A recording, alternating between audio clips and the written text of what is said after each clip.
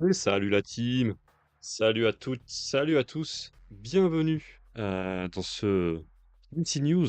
Nous sommes aujourd'hui le vendredi 6 juin, 5 juin, pardon, de l'an de grâce 2026. Et nous sommes ensemble aujourd'hui donc pour regarder les spoilers de Marvel, du set Marvel, le prochain set Marvel. Alors on va regarder ces spoilers, donc c'est une émission qui est consacrée au Duel Commander. Donc on va regarder ça avec Salut Lord Matrix.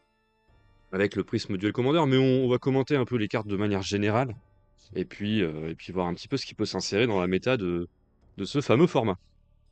Vive les super-héros, nous dit Lord Matrix. Ouais, effectivement, il y a des. En plus, alors, on n'aime pas, après, ça. Mais il y a des cartes qui ont été spoil là, au cours de la semaine, là.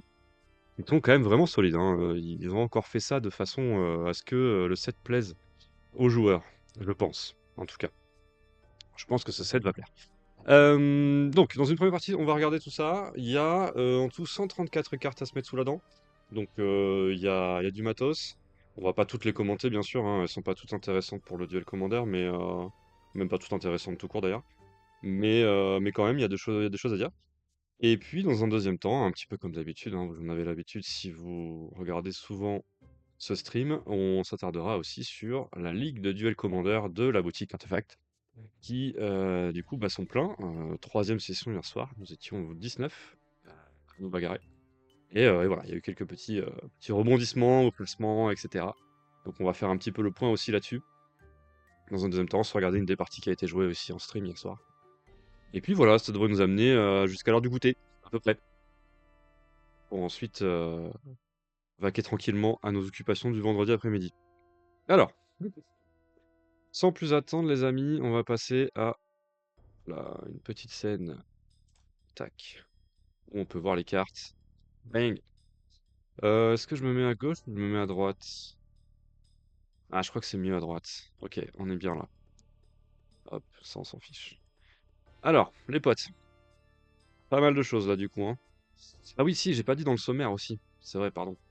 Attendez, je reviens sur la facecam. Hop là. Également dans ce stream, après, une fois qu'on aura fini la review des spoilers, je ferai un petit update sur mon deck Nagila.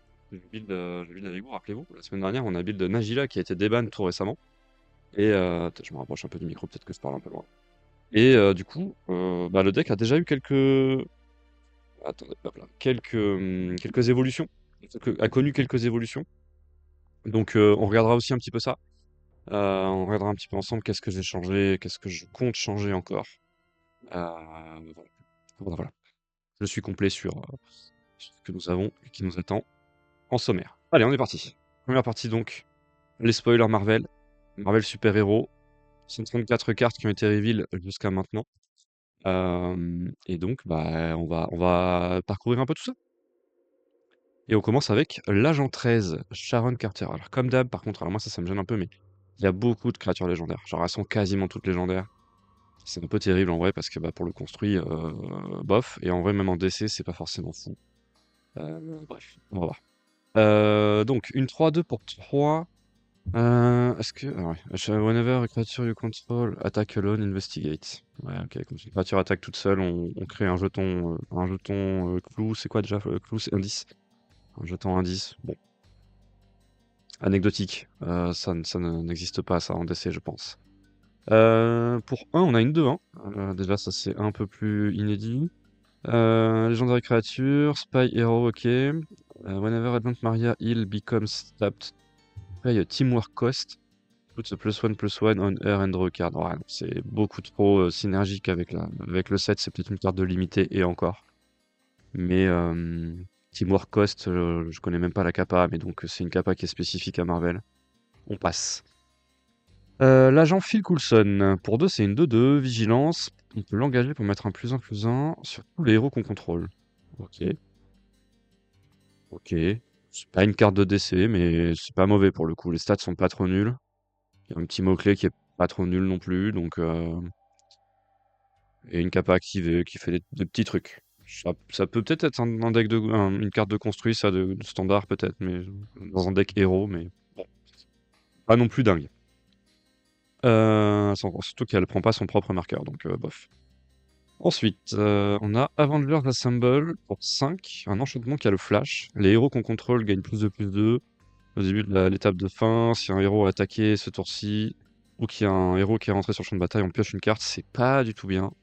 Je pense que c'est même pas du tout bien, même en standard ou autre, mais voilà, c'est une carte beaucoup trop spécifique, éventuellement en de multi, un draw engine en multi, mais anecdotique également. On arrive sur Captain America, Super Soldier pour 3, c'est une 3-2, 3 donc 2 blancs. First Strike, donc initiative, Captain America il arrive avec un shield counter, donc il devait être détruit ou blessé, on remove le shield à la place. Et tant qu'il a son shield, les autres héros ont expro. Ah, c'est dommage, c'est encore un truc de tribal héros, quoi.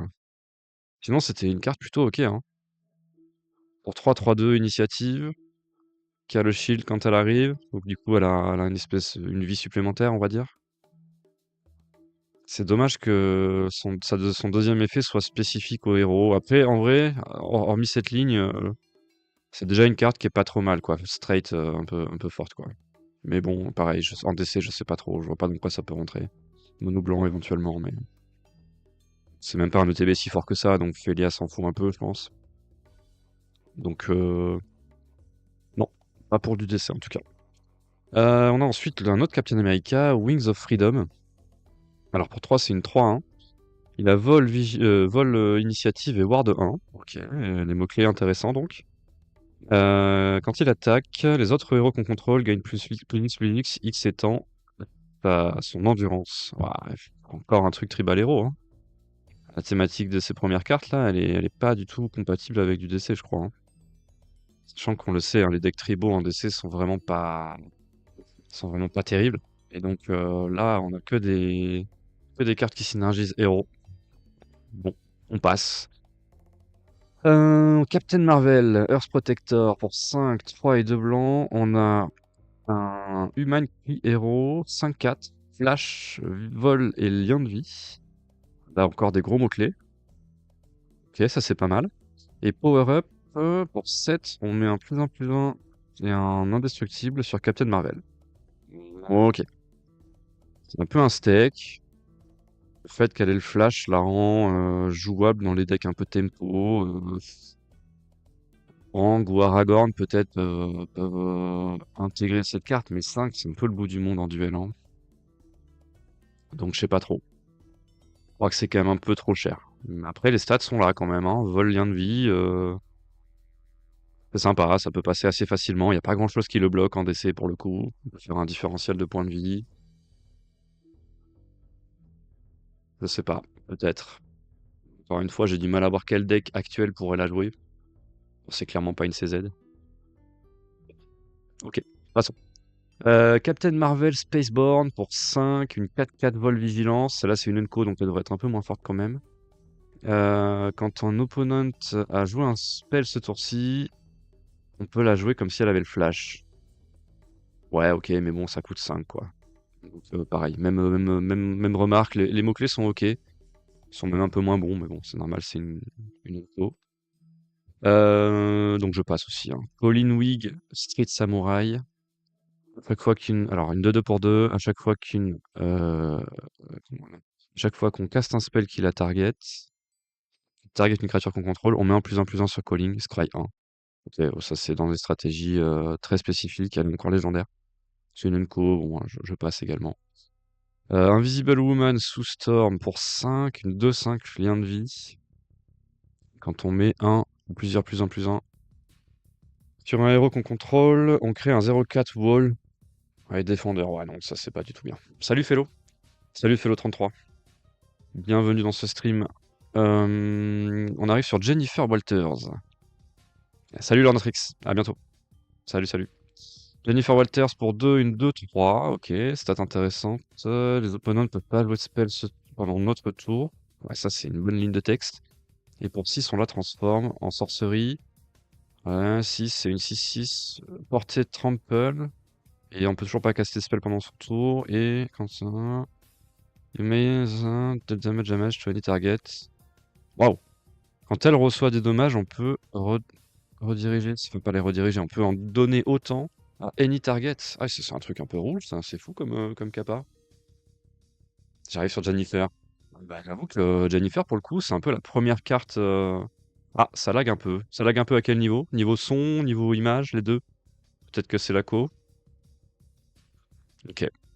Ouais, on t'arrive sur la première carte un peu sweet là, je crois, hein. Je crois que c'est un peu une des premières cartes qu'on vient de lire qui. Alors déjà, bon, l'identité blanc-vert va la diriger directement, je pense, vers le deck Brigide, je sais pas. Mais, euh, mais ouais, sacré carton ça. En fait, c'est un général, je sais pas. Général, je sais pas, mais en tout cas, l'effet Voice of Victory plus la possibilité de la transformer en steak, littéralement, qui fait pour le coup l'effet Elias de Boros, plus ou moins. C'est fort. Parce qu'en plus, quand elle est retournée, c'est pas que si elle reçoit les dégâts, c'est n'importe quelle créature, quoi. On contrôle. Dès que n'importe quelle créature reçoit des dommages, elle en inflige autant où tu veux. Une seule fois par tour. Mais quand même. Ok, bizarre. Bizarre, Fellow. Je sais pas, écoute, si ça persiste, peut-être que je tenterai un reset, mais écoute, apparemment, chez Mika, ça avait l'air ok, donc. Bon. Ouais, Sensational She-Hulk et enfin Jennifer, sacrée carte pour le coup. Première carte un peu impactante. Donc je disais ouais, plutôt chez Brigitte, je pense, Brigide. Je pense pas que ce soit un général à elle-même, mais à elle seule. Mais ouais, première carte. Bonne carte de DC. Peut-être dans les decks 5C aussi, pourquoi pas. Luke Cage, Power Man. 4, une 2-5. Luke Cage attaque alone, +2/+0, gain indestructible. Ouais, bon, on s'en fout, c'est une carte de limitée.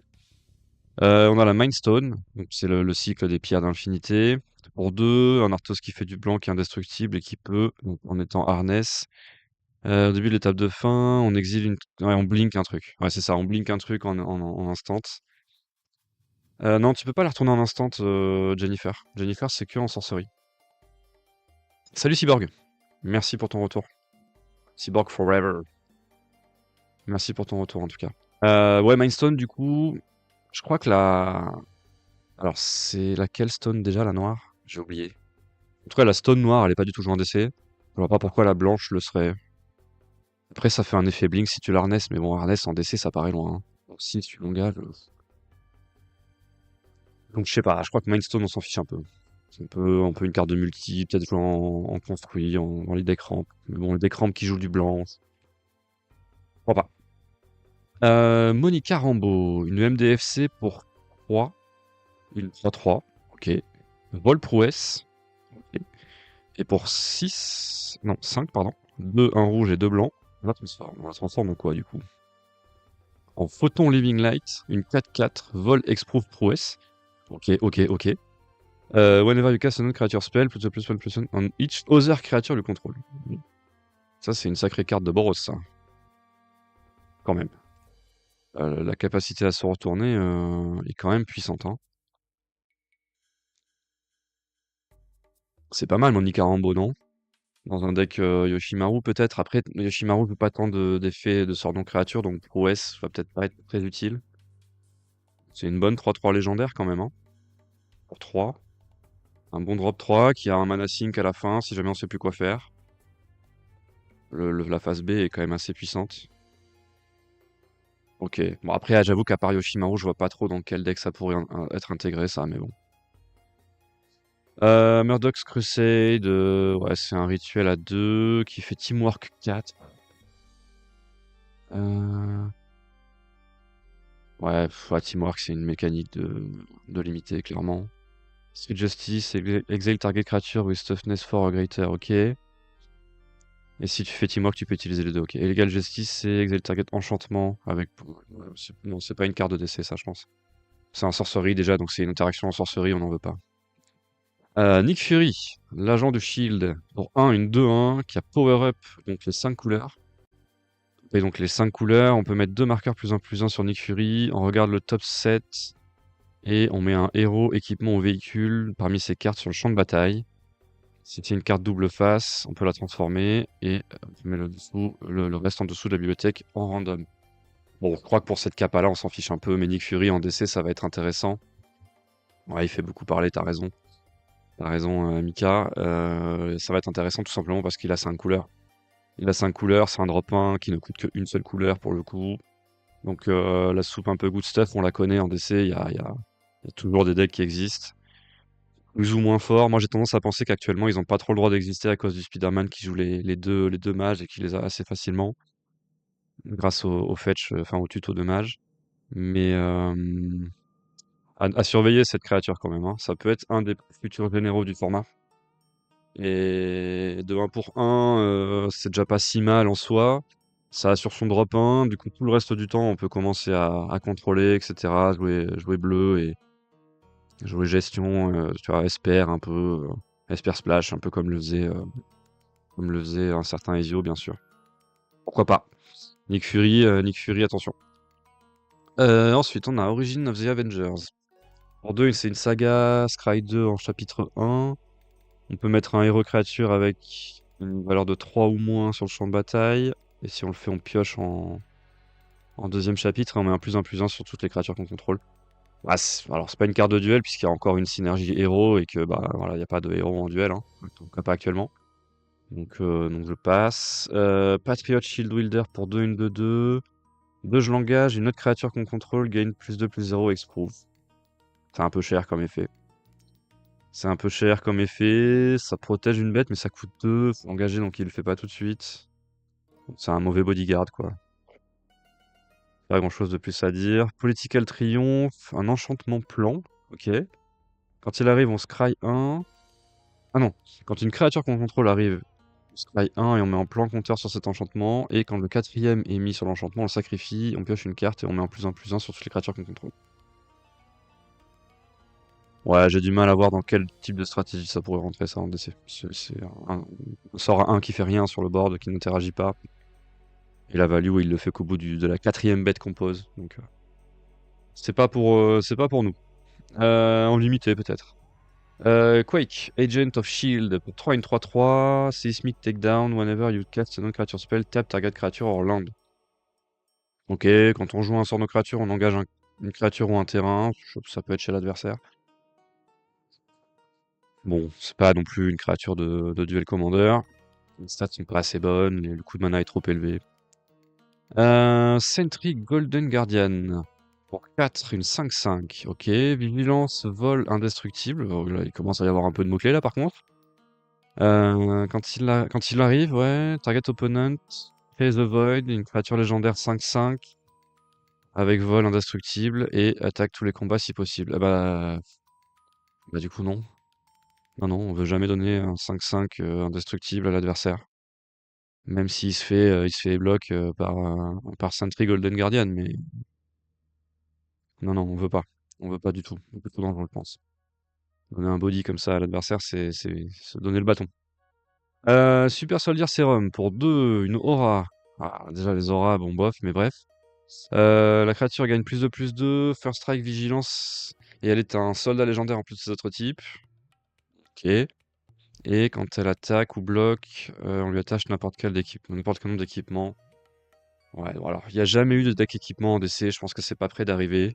Et pourtant, il y a beaucoup de bonnes cartes équipement qui jouent. Salut à Tarxes. Ce qui s'approche le plus d'un deck équipement, je dirais que c'est Cloud aujourd'hui, mais en vrai, honnêtement, même Cloud, ça joue quelques équipements et encore. Donc Super Soldier Serum, je pense que c'est pas peut-être une carte de construit, mais c'est pareil, en 60 cartes, ça n'a jamais trop percé les stratégies équipement. Donc pas pour nous. White Widow Free Agent. Tarxes, d'ailleurs, je me rappelle que hier soir, t'as fait une belle perf, on va en parler un peu plus tard, mais félicitations. White Widow Free Agent, on a pour 4 une 2/3. C'est une Elko, quand elle arrive, on choisit un, soit on met un +1/+1 sur cas 2 créatures, soit on retourne l'artefact ou l'enchantement de son cimetière dans sa main. C'est trop faible. Les effets sont trop faibles. Je passe. Plus de carte blanche, donc on pense aux cartes bleues. IM Scientist, une des rares créatures qui n'est pas légendaire. Pour 4, une 3/3. Quand cette créature arrive, elle connive. Ok, pas mal. Et Basic Land Cycling 2, ok, c'est une commune, c'est une carte de. C'est une carte pour le draft, ça, pour le draft, le limité, pour se fixer. Il y a de plus en plus de cartes d'ailleurs dans les sets comme ça où il y a du land cycling dedans, sur les créatures. On a ensuite Atuma, Atlantean Warlord, pour 4, une 3/4. les autres merfolk que l'on contrôle gagnent +1/+1, et c'est lui-même un merfolk. Et chaque fois qu'on joue... Non, chaque fois qu'un merfolk que l'on contrôle attaque, on pioche une carte. Ouais, bon, c'est un deck merfolk, il n'y a pas de deck merfolk en DC, donc c'est pas pareil, c'est pas une carte pour nous. Bruce Banner. Alors, Bruce Banner, par contre, il a été spoil il y a un moment. Et moi, je me souviens que déjà, il y avait eu un peu de vagues dans la commu DC en mode c'est peut-être un nouveau Tamio, on sait pas trop. Bon, alors, la comparaison avec Tamio, elle est un peu loin, je pense. Mais pour autant, Bruce Banner, pour un bleu, c'est une 1-1. Il a XX, engagé, draw X card, activate only as a sorcery. Ça, c'est un peu dommage, mais quand même. Et il a pour 6, 2 rouges et 2 verts. Donc ça, c'est important parce que ça lui donne l'identité rouge et verte. On peut le transformer uniquement en sorcerie, en rituel. Et on le transforme en 8-8, Incredible Hulk 8-8, qui a portée piétinement et qui a Enrage. À chaque fois que il a des dommages qui lui sont infligés, on met un marqueur +1/+1 sur lui. Et s'il attaque, on le détape et on a une phase de combat additionnelle. Moi, ça, les amis, j'avoue que on va se faire un build Bruce Banner dans un prochain stream, je vous l'annonce. Je pense que ça vaut le coup d'être testé. Je dis pas que c'est fort. En tout cas, clairement, la comparaison avec Tamio, elle s'arrête très vite. Mais quand même, quand même. Parce que finalement, si on paye X à 1 et qu'on l'engage, c'est un peu comme si on avait payé pour un clou. Donc comme pour Tamio, quoi. Alors, c'est pas le même body, il a pas le fly, etc. Mais il a une couleur de plus. Il donne accès au rouge. Salut Elvis! Salut Elvis, t'arrives sur le spoil de Bruce Banner, qui est, d'après moi, un truc testable en tant que général en DC. Je pense que ça peut peut-être se tester dans un build qui serait un peu Tamio-like, donc très Heavy Blue. C'est ça, je suis d'accord avec toi, Mika. Temur est très peu représenté dans la méta par des généraux, on va dire jouables, qui soient pas des trucs complètement timmy ou alors des trucs trop craqués. Enfin, il n'y a pas de généraux Temur craqués, mais souvent simiques à la fâcheuse tendance à proposer des trucs soit pourris, soit trop forts. Là, moi j'ai l'impression que ça reste un peu fair quand même, et c'est pas nul quoi. Après, ça nécessite de commit des manas pendant son tour pour faire quelque chose, donc c'est un peu difficile de peut-être jouer contrôle avec ça. Mais bon, drop 1, une fois qu'on a un peu de mana, qu'on sait plus trop quoi en faire, on peut commencer à piocher et sans trop se mettre en danger, garder des contre-up. On peut peut-être envisager d'y glisser le Wilderness Réclamation, l'enchantement, là, qui est joué dans ta figure notamment, qui était joué aussi dans Tamio à l'époque. Bref, moi je vois un petit build. Euh, on peut peut-être aussi l'envisager dans un deck un peu ramp pour le caster, soit le caster directement en tant qu'Incredible Hulk, ça me paraît pas si fort, mais pourquoi pas. Ou soit juste pour s'ouvrir les couleurs pour plus tard, une fois qu'il est déjà sur le champ de bataille, je sais pas. Je sais pas, je demande à voir, hein. Je dis pas que c'est sûr. Mais un peu comme pour Nick Fury, j'ai tendance à penser que ça peut être un des généraux, ça. Ouais, ouais, Sorcery, ça fait un peu mal. Ça fait un peu mal. C'est pour ça que c'est un peu le plan B, de commencer à piocher avec. Mais c'est-à-dire qu'en fait, pour moi, si tu veux des couleurs comme ça, en général, qui proposent ces trois couleurs-là, avec des capas activées qui sont pas vilaines, ça peut se tenter. Ça peut se tenter. Ça, c'est pareil pour après, tu vois, t'as des blasts en rouge qui peuvent mettre des dégâts sur plusieurs trucs. Donc tu pourrais lui en mettre un sur lui pour pas le tuer et déclencher son enrage et puis gérer des bêtes adverses. Tu vois, je pense à Pyrokinésie bien sûr, mais pas que. Tu vois, t'as Fire and Ice qui est déjà une carte qui est jouée, qui est bien jouée, et qui peut mettre 1 et 1. Donc tu peux ping un truc à l'adversaire, ping ton truc à toi et ça le déclenche. Honnêtement, si tu le déclenches, j'ai l'impression que c'est un peu game parce que si t'arrives à faire deux phases d'attaque avec une 8-8 piétinement, en DC c'est quand même un peu cossu. Surtout si avant ça, t'as joué un peu contrôle, que t'as le board un peu vide, etc. Bon, voilà. Je sais pas. Je sais pas, hein. Faut tester ça. C'est pas un truc en mode c'est certain, c'est trop fort, quoi. Mais bon, petite pièce quand même sur Bruce Banner. On a ensuite Echo Perceptive Prodigy. Pour 3, c'est une 1/4 vigilance. 1, on peut l'engager, copier une capacité activée ou déclencher que l'on contrôle d'une créature. Ok, uniquement. On peut choisir une nouvelle copie. Ça reste pas nul, hein. On peut doubler les effets de Fury, par exemple. Mais bon, pour 3, du coup, il faut qu'il passe un tour, parce que du coup, il a pas la célérité, bien sûr, c'est une créature bleue. Je crois pas que ce soit bien de jouer ça en DC. Ça me paraît lent, je vois pas quel deck peut accepter de faire ça. Un deck bleu qui va payer 3 pour poser une 1-4.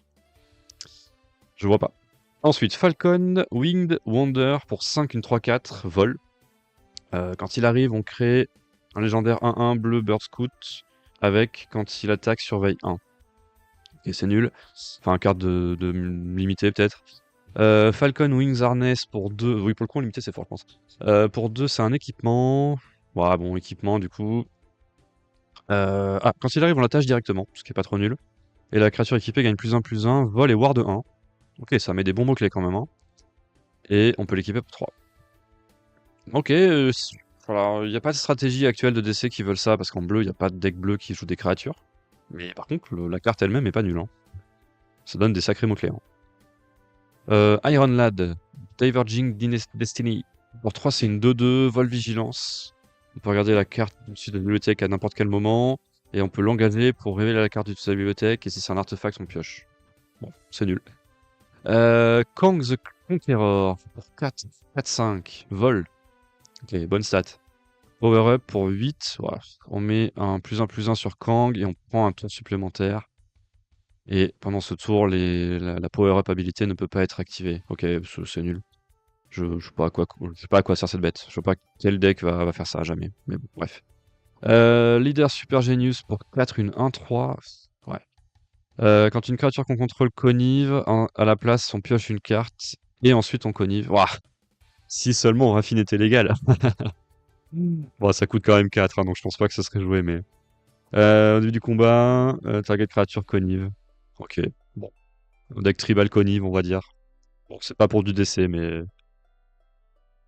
Ok, Loki, God of Mischief, pour 2, une 2-1, quand un permanent devient la cible d'une habilité qu'on contrôle, on pioche une carte, et ça ne se trigger qu'une seule fois. Ouais, ça peut être un draw engine qui est pas dégueu. Ah, ça marche aussi sur un player. Whenever a player or permanent becomes the target of an ability you control, draw a card. Ouais, mais once each turn, du coup, on peut pas en abuser. Je sais pas si c'est intéressant de faire ça, du coup, si c'est très utile. Pour 3, pour 4, pardon, une 2-4, Mister Fantastic, Reed Richards, qui a Reach. À chaque fois que un token entre, on pioche une carte. Ouais, c'est pas mal, mais bon, les stats sont fatigués, quoi, hein. Il faut un deck jeton en bleu, je sais pas trop si ça existe. En DC, en tout cas, actuellement, je sais pas trop. Miss Marvel, Kamala Khan, 3, une 1-4, vol, vigilance, pardon, et portée. On n'a pas de maximum end size, et quand on caste un spell...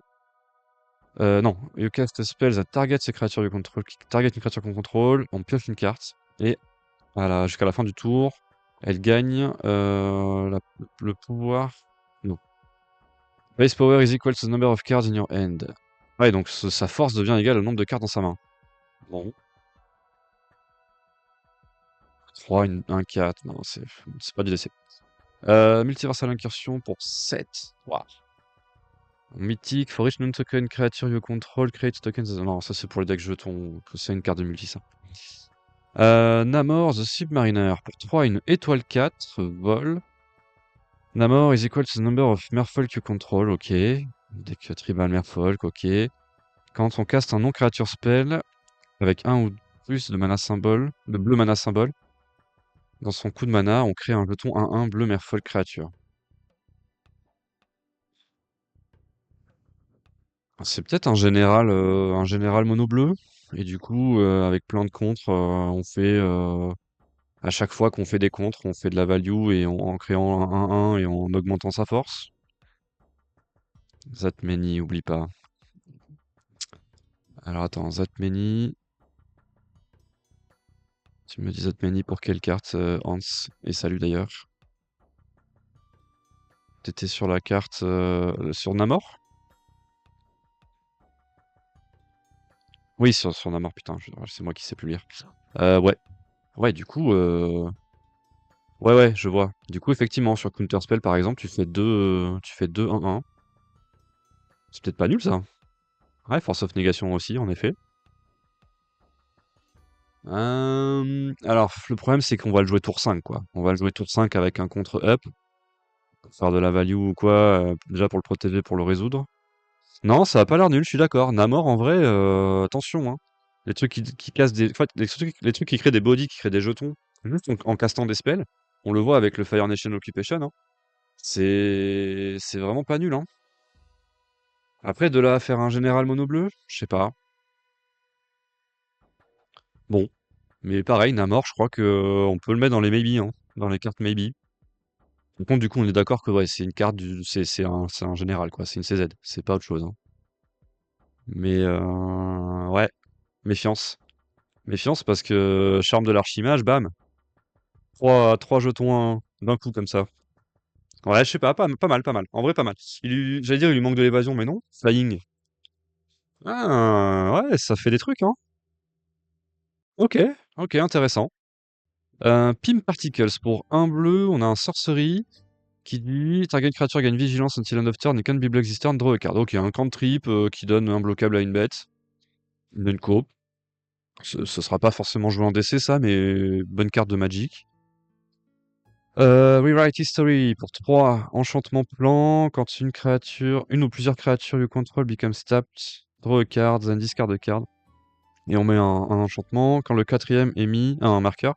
Quand le quatrième est mis, on le sacrifie et quand on le fait, on retourne 2 instant sorcery de son graveyard dans sa main. C'est trop long. Secret Invasion, une aura. Pour 3, on enchante une créature qu'on contrôle. Quand l'enchantement, l'aura arrive, on exile une target creature aux enchanted creature until this aura leaves the battlefield. Enchanted creature becomes a copy of the creature et enchanted creature as ward 2. D'accord, donc en gros, on enchante une de nos bêtes. Quand elle arrive en jeu, on exile une créature, donc chez l'adversaire ou chez soi, si j'ai bien compris. Et la créature qui est enchantée devient une copie de ce qu'on a exilé. Et en plus, elle a ward 2.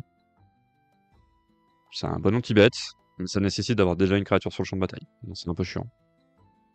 Namor peut remplacer le Djinn en mono bleu tempo. Effectivement. Non mais Namor je crois que ouais c'est un maybe, hein. Namor c'est un maybe. Secret Invasion c'est une bonne carte, mais en fait le problème c'est que ça va nécessiter d'avoir déjà une créature sur le champ de bataille pour qu'elle soit utile. Et en bleu, bah c'est souvent pas le cas quoi, donc bof, pour le DC en tout cas. Pas très fan. Mais l'anti-bet est pas vilain quand même, hein. Ça exile, donc c'est pas mal. Et jusqu'à ce qu'elle quitte le champ de bataille, c'est toujours un peu chiant de remove. Ça donne noir 2 à la créature, donc ça sera d'autant plus chiant. Pourquoi pas. On a Flying Car pour 3, une 3-3, Flash Vol. Flash Vol, des bons mots-clés. When this creature enters, Vehicle enters, exile up to one target creature you control, return the creature to the battlefield. Begin of the next step. Ok, ça fait un blink retardé. Et ça crew à 1, c'est pas mal. Crew 1, c'est cool. Carte un peu tempo. Ok, pas mal. Peut-être dans les decks Flash, Flash Hang et compagnie. Shuri, Wakandan, Inventor pour 2, une 2-1. Artifact spell you cast cost one less to cast. Ok. Peut-être dans un build Emery du coup, je sais pas. Pour 1, target artifact you control becomes the copy of a second target artifact you control until end of turn except it's a legendary. On va voir ça. Ouais. Donc peut-être Emery éventuellement, mais j'y crois pas trop. Peut-être Fang, mais ça implique qu'on ait déjà 2 artefacts sur le board. Vraiment, c'est très rare qu'on ait un gros board en DC, donc je vois pas trop ce que ça peut faire. Shuri. Super intelligence pour un bleu, c'est une aura. On peut lancer une créature. Et au début de l'upkeep. Ah, c'est pas mal ça. Au début de l'upkeep de la créature enfin du contrôleur de la créature enchantée, le joueur pioche une carte. Bon, c'est pas pour du DC non plus, je pense, parce que pareil, en bleu, on n'a pas de toute façon trop de bêtes, donc. Mais ça fait de la value, ça, en limité ou quoi, ça va te donner du gaz. Source Force Knowledge, c'est un reprint, j'en parle pas. Et surtout, c'est nul. Tony Stark. Voyons voir, qu'est-ce qu'il nous fait, Tony Stark? Donc pour 2, c'est un 1-3. Artificeur, héros, humain. Et pour 1 en langage, on look at the top 4 cards of your library. Donc top 4 de la librairie. On peut révéler un artefact parmi elles et le mettre dans sa main. On peut mettre le reste en dessous dans un random order. Et pour 6, on le transforme. On le transforme en Invincible Iron Man. Une 5-5 vol célérité au début du combat pendant son tour. On peut mettre un artefact de sa main sur le plan de bataille. Waouh. Et si c'est un équipement, on l'attache. Waouh. Oh, waouh, waouh, les mots-clés sont... Il y a des mots magiques là sur la carte, hein. Alors attendez, on le transforme que en sorcerie, j'imagine. Ouais, bien sûr. Ok, quand il attaque, on pose un artefact directement comme ça là. Putain, ça peut donner des trucs un peu vénères ça. Et en dehors de ça, c'est une 1-3 pour 2 qui fait un peu de value. Ouais, alors en fait, bon, dans un build IZ, si c'est une CZ et que c'est IZ, il y a tellement mieux aujourd'hui que bah je vois pas comment ça peut exister. Mais par contre, le côté B là, quand j'attaque, je pose un truc comme ça gratos, un artefact, et l'artefact il peut y avoir des trucs tellement horribles que attention quand même, hein. Que ça soit pas un truc un peu junky, mais qui finisse par être un truc pété à la fin, quoi. Je sais pas. Tony Stark. Il est en dessous des autres que j'ai mis en maybe, mais bah, la phase B me fait penser quand même que attention, quoi. Libéré, délivré. Salut Webdown. Allez, on enchaîne. Baron Helmut Zemo pour 3, une 3-3, 3 noirs, une 3-3. T'as raté les spoilers bleus et les spoilers blancs, mon poulet. Voilà, on a parlé de toutes ces cartes-là. J'arrive sur le noir. J'arrive sur le noir. Oula, oui, mais disons, le temps passe. Le temps passe, le temps passe. On va peut-être accélérer un peu, hein. En vrai de vrai. Il y a beaucoup de cartes encore à discuter, hein. C'est quoi? Attendez, je vais enlever les Enco et les communes parce qu'en vrai, de toute façon, on sait très bien qu'on en parle rarement en DC. Voilà. Du coup, on était donc sur Baron Helmut Zemo. Pour 3, une 3-3, 3 noirs, donc chaque fois qu'on joue un sort noir de sa main, il connive. Et on peut le bost et on exile n'importe quel nombre de cartes noires de son graveyard avec un coût de mana de 15 parmi le mana cost des cartes exilées et on les copie. On peut en caster jusqu'à 3. Ouais, c'est mono black bizarre, un peu mono black aggro, je sais pas. Je vois pas ce que ça peut faire en DC ça. C'est bon, j'ai pas raté les artos. Non, effectivement, et en plus, je crois qu'il y en a des vraiment pas mal. Construct Cosmic Cube, un enchantement plan. Quand on pioche sa deuxième carte chaque tour, on crée une 2-1. Black Villain Creature Token, Menace, Plan Counter, ouais. Et quand le septième est mis, on le sacrifie et quand on le fait, target opponent during their next turn. Le contrôle target opponent. Ouais, mais bon, faut 7. Ouais, laisse tomber. Lady vient d'arriver, donc je m'en vais. Salut, Fellow. Et salut, Dust. Salut à toi. Bon débarras. Ouah, l'animosité est terrible entre les membres de ce chat. On a Dooms, Reign Supreme, Supreme. On a encore un plan. Non mais venez, on se dit que les plans, c'est de la merde, ok? C'est de la merde pour le DC. C'est encore un truc, il faut qu'il ait 1000 compteurs. À la fin, il fait un truc fatigué. Je le zappe. Electra, Daughter of the End. Pour 4, une 3-3 qui a Sneak 3. Donc Sneak, c'est un peu ninjutsu, hein. Quand elle arrive, on détruit une créature avec un opponent control avec un pouvoir de 3 ou moins. On s'en fout. C'est pas très bien. Enfin, c'est une créature qui interagit avec une autre créature, c'est bien. Mais noir, double noir, il a pas de deck qui vont jouer ça, je pense. C'est pas un drop 4 pour Slimefoot, c'est beaucoup trop faible.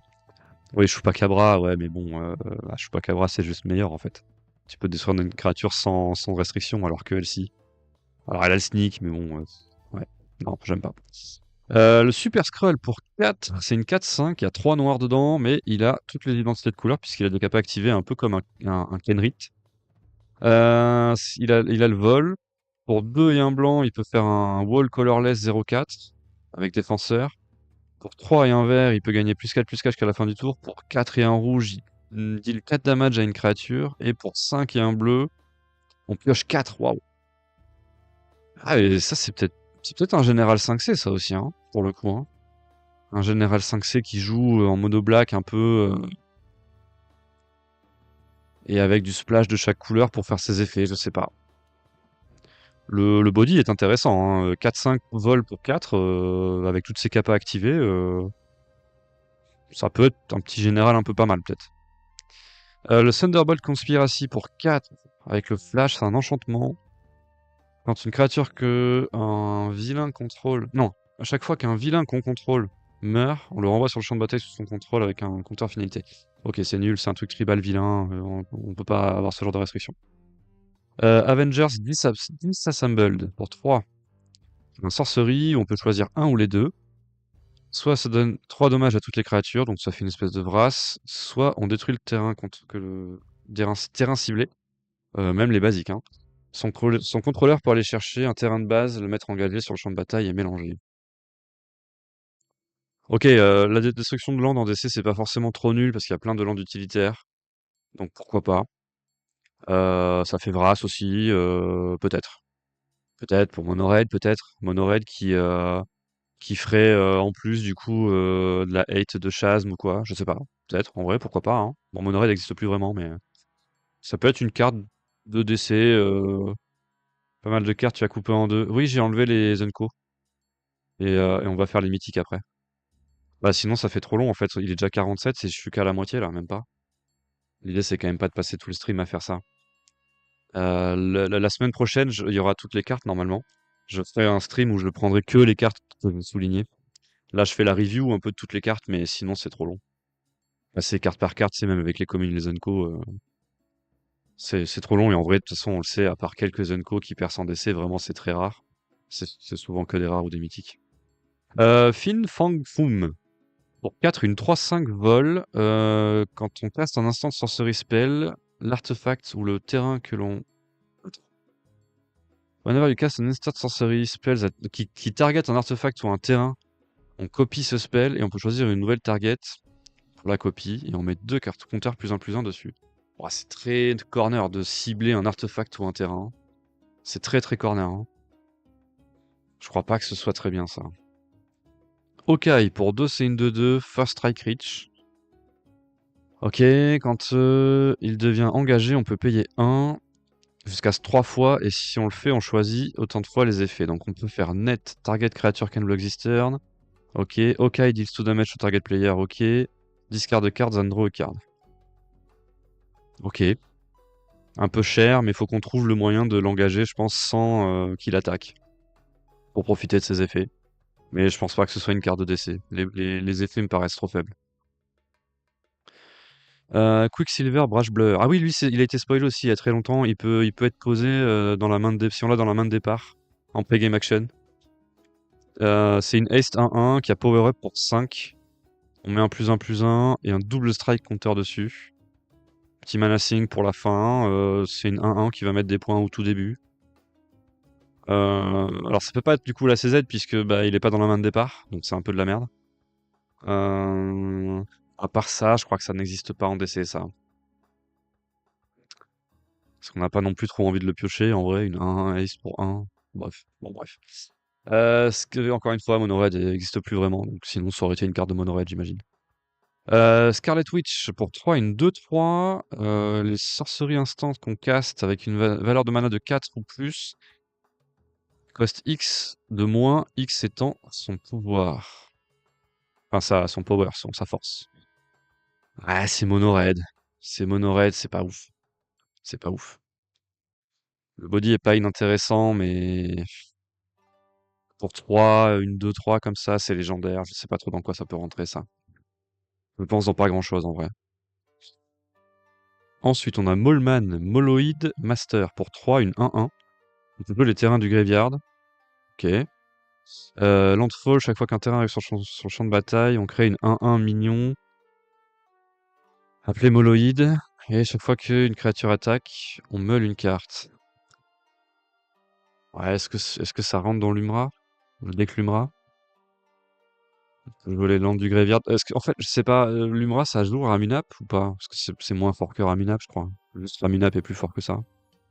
Donc, du coup, si la réponse c'est non, bah, du coup, ça rentre pas. Ouais, nope. Du coup, bah, Molman, bof, quoi, hein. Je crois que c'est ciao, hein. Unbeatable, Squirrel Girl. Et salut, Autoflow. Il verra pas le jour, à mon avis. Je pense pas non plus. The Unbeatable Squirrel Girl. Pour 4, donc 3 verts, une 4/4. Do you like squirrels? Whenever the Unbeatable Squirrel Girl attack, on crée un 1-1. Bouton de truc. Et ensuite, I Love Squirrel pour 4, on crée X11. X étant le nombre de squirrels qu'on contrôle. Ouais, ok, on fait des squirrels dans tous les sens, quoi. Bon, ok. C'est un peu une carte Mimex, quoi. Ouais, mais Commander Troll, Commander Troll. C'est mieux que Raminap. Je crois pas, hein. C'est mieux parce que ça crée un 1-1. Moi, je crois pas que ce soit mieux que Ramunap. Le body de Ramunap est plus fort. Et l'effet est quasiment le même. Le Landfall, pour moi, fait pas grand-chose, hein. Bon, bref, Unbeatable Squirrel Girl, rien à dire. Ça fait rien du tout. World War Hulk pour 5, une saga. Le prochain sort rouge. Red or green. Rouge ou vert. Le prochain sort de créature rouge ou vert que l'on caste peut être payé sans payer son coup de mana. Waouh, ça c'est dangereux, non? Un peu moins de body. L'effet créa jeton est insane, mais c'est pas forcément le plan de l'humour. Ouais, c'est ça. Plus Azusa, oui, non, mais Azusa, ça existe pas. Ça existe plus, désolé, mais. World War Hulk, ça rentre dans Raph et Mikey, non? Après, si on est capable de dépenser 5, peut-être qu'on peut directement caster Raph et Mikey, je sais pas. Non, mais si, en vrai, Raph et Mikey, non? Raph et Mikey, tu poses ça tour 3, je pense, et direct après, tu peux caster Raph et Mikey de la CZ.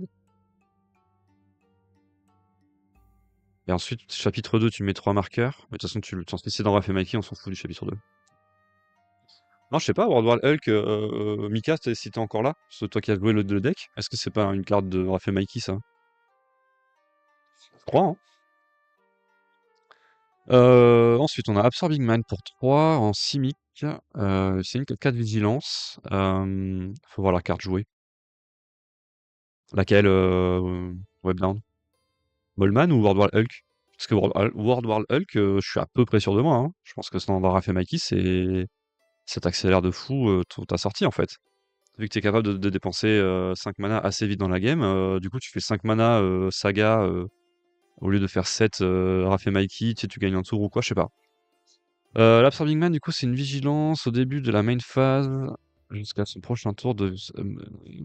Absorbing Man devient une copie de l'artefact, l'enchantement non aura ou du terrain, en plus d'être Absorbing 1. Et il a vigilance. Ah, ok, donc ça devient un land et du coup, tu peux faire du mana avec la vigilance. Ok. Pas trop dans quoi ça peut être utile, mais. La saga, j'ai pas la vision. Bah, je te le dis, la vision, c'est ça. En gros, c'est tu fais. Dans Raph et Mikey, tu rampes, donc tu peux jouer ça à tour 3, on va dire. Tu la joues tour 3.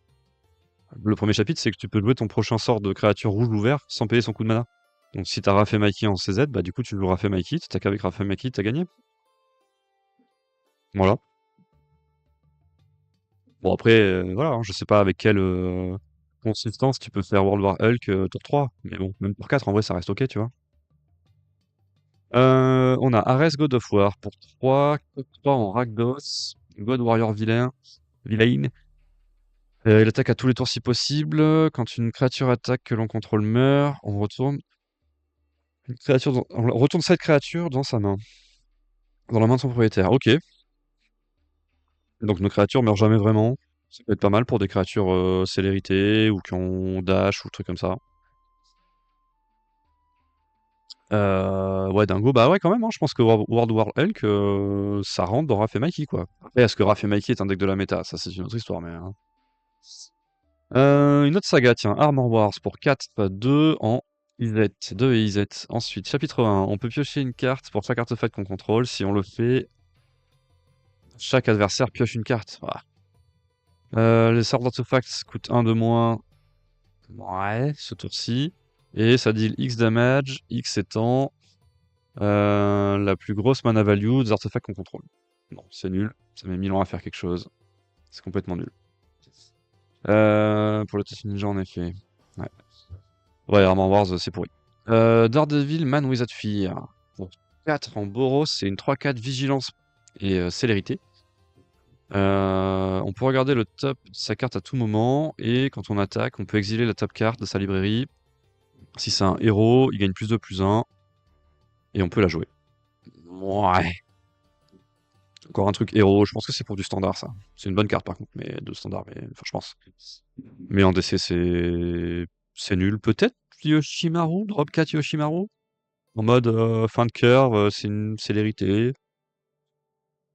Prochaine Golgari est pas mal. Ouais, on va y arriver sur la Golgari, hein. On en a parlé pas mal, ouais.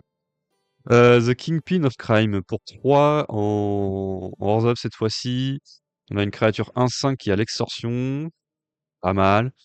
Quand une créature attaque, on peut payer 2 points de vie. Si on fait ça, une créature qu'on contrôle avec l'endurance plus forte que la force Ah ouais, deal damage equal to zero. Ah, ok, donc ça fait un effet où on met l'équivalent de l'endurance. Là, en l'occurrence, lui, il attaque pour 5. Euh, Ouais, ben en fait, le problème, c'est que c'est un peu la même tech que Amalia Lurus, ça. Enfin, que Amalia. Et du coup, Amalia est juste plus fort, je pense. Ça tape plus vite, plus fort, Amalia. Ça, c'est pas une bonne carte de DC. Moon Girl and David Dinosaur. Pour 3 en 6 mix, c'est une 2-2. Quand on pioche la deuxième carte par tour, elle devient 6-6 et gagne le piétinement. Chaque fois qu'un artefact qu'on contrôle entre sur le champ de bataille, ça, on pioche une carte une seule fois par tour. Faut trouver un moyen de piocher une carte de plus à chaque tour de manière consistante, c'est compliqué.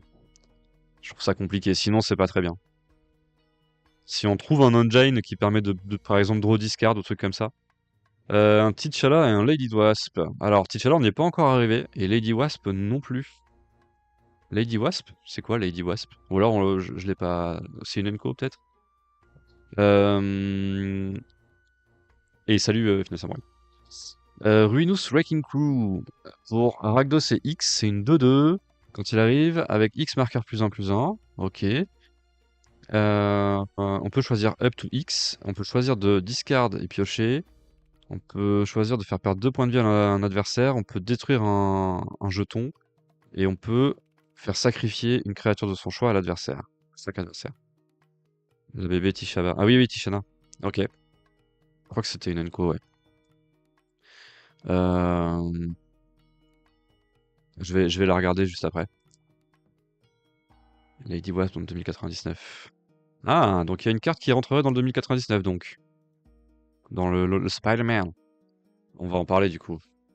On va retenir qu'on s'est arrêté là. Attendez. Attendez. Du coup, parce que je pense que c'est une Enco et donc je l'ai squeeze. Ou alors c'est une mythique et du coup, je l'ai pas encore faite. Ah, elle s'appelle pas Lady Wasp. C'est quoi son vrai nom? C'est super. Waouh, carrément. La guêpe. Oui, non, mais pas le nom anglais. Le nom français, pardon. Ça marchera pas sinon. Marvel. Ah, mais c'est une carte de Commander, du Marvel Commander, non? Elle est pas encore sur Scryfall. Ah ouais, c'est peut-être un leak. Elle a été leak, peut-être. Ah, on a raté lui, d'ailleurs. Ah, ouais, c'est de la merde. Lady Wasp. On a que le spoiler asiatique. Ah, c'est pour ça. Ok, elle est pas encore sur Scryfall. Bah, la semaine prochaine, du coup. La semaine prochaine, les potes. Du coup, on était au Golgari, justement. Au Serpent Society, pour 3, c'est une 3-4 Death Touch. Le ward, c'est Get 5 Poison Counters. Ok. Et chaque fois qu'une créature qu'on contrôle avec Death Touch meurt, chaque adversaire sacrifie un créature non jeton de son choix. C'est classique. Yes, ok, mais du coup, c'est un spoil, c'est pas un... Enfin, c'est un leak, c'est pas un spoil. Ouais, Serpent Society, bah, c'est un bon body. Le ward est un peu abusé parce que du coup, bah, on le gère une fois et après, on peut plus le gérer, sinon on meurt. Après, ça reste un ward, donc les trucs incontrables du style Abrupt Decay s'en foutent un peu, quoi. Ou Mystery's Village ou ce genre de choses, quoi. Alors, je vais pas cliquer sur le lien Elvis parce que ça risque de me refaire bugger là, comme la dernière fois. Mais dans tous les cas, on en reparlera quand elle aura été reveal. Ici, on parle pas des leaks. Les leaks, c'est pas bien. Tant que Long Goodbye, ça existe, ça ira. Ouais, tout à fait. J'ai ce lien pour l'avoir. Yes. Merci Elvis quand même, ça permettra aux autres d'aller voir s'ils veulent. Mais du coup, moi, je vais pas cliquer dessus. Donc ouais, Serpent Society, moi je pense en vrai c'est fine. En vrai c'est fine, c'est pas craqué. Je vois pas quel deck peut rentrer ça en vrai. Franchement, c'est un body peut-être ok tiers pour Slimefoot, mais tout juste. Il y a déjà tellement de bonnes cartes dans Slimefoot que les places sont très chères. On a ensuite Storm Windrider pour 4 en Celestia. Bon. Vol 4/4. Créature avec le vol qui attaque. Non. Les créatures avec le vol ne peuvent pas m'attaquer. Créature with flying can't attack you. Au bloc créature du contrôle. Et ne peuvent pas bloquer les créatures que je contrôle. Waouh. Ok. Ah, donc c'est un mot à l'envers en fait. Et quand on caste un créature spell qui target une ou plusieurs de nos créatures, ces créatures gagnent le vol jusqu'à la fin du tour. Ok. Ouais, ok. C'est un peu. On s'en fout un peu, je crois. The Super Hero Civil War pour 5. Une saga. On peut gagner le contrôle de... En 5 en Boros, bon. Le contrôle de 2 créatures avec un coût converti de mana de 6 au total. Ok, jusqu'à ce que cette saga quitte le champ de bataille. Les créatures qu'on contrôle gagnent de plus en plus en vigilance et les créatures que l'on contrôle... Non, target créature qu'on contrôle se bat contre une créature qu'on contrôle pas. Si, on peut la contrôler, mais elles se battent. C'est nul, c'est beaucoup trop cher, ça fait des effets complètement pourris. Winter Soldier, Icy Assassin pour 2, une 2-2, Vigilance Menace. Ok, bonne carte. Bon mot-clé. Winter Soldier gagne +2/+0 pour chaque équipement attaché. Ouais, bon, ok, c'est une créature équipement. Et elle peut revenir du Graveyard sur le Battlefield avec un Finality Counter. Et on peut lui attacher un équipement. Bref. Elle a une récursion pour 5, mais c'est un truc équipement. Ça n'existe pas vraiment. Wolverine, Fierce Fighter pour 4, 3-5, célérité. Quand il arrive, il se bat contre une autre créature. Ok, pas mal. Et si des dommages devaient lui être infligés, à la place... Attends. Instead, the damage is dealt, but all other damage already dealt to him is healed. Ok, ça prévient, ça guérit, pardon, les précédents dommages qui lui ont été faits. Ouais, c'est pas trop mal.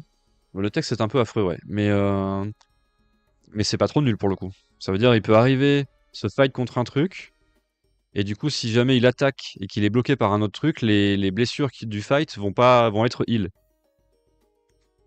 Ouais, tu peux que le one shot, c'est ça, tu peux pas lui mettre 2 fois des blessures. Non, mais surtout, ce qui est bien, c'est que ça veut dire il arrive, il fight, et vu qu'il a haste, il peut tout de suite attaquer, et il va pas subir le fait qu'il ait déjà fight, genre contre une autre bête, quoi. Avec un double bloc. Le double bloc, ça met les blessures en même temps. Donc ça compte comme une seule fois. Exile all creatures. World Within Worlds pour 7. Une sorcerie en simic. On exile toutes les créatures. Each player may put any number of creature cards from their hand onto the battlefield, then put all cards exiled this way into their owner's hand. Exile world. Ouais, ok, en gros, on échange le board par ce qu'on a dans la main. Et on reprend ce qu'on a sur le board en main. Bah, c'est nul, hein. Pour 7, on va jamais faire ça. Arc Reactors pour 5. Improvise. Target Artifact. This Artifact enters tapped et il ajoute 3. Ah, le fait qu'il ait Improvise, par contre, ouais, c'est pas nul. Dans un deck ramp, peut-être Krang, par exemple, mais je sais pas. C'est tout, peut-être.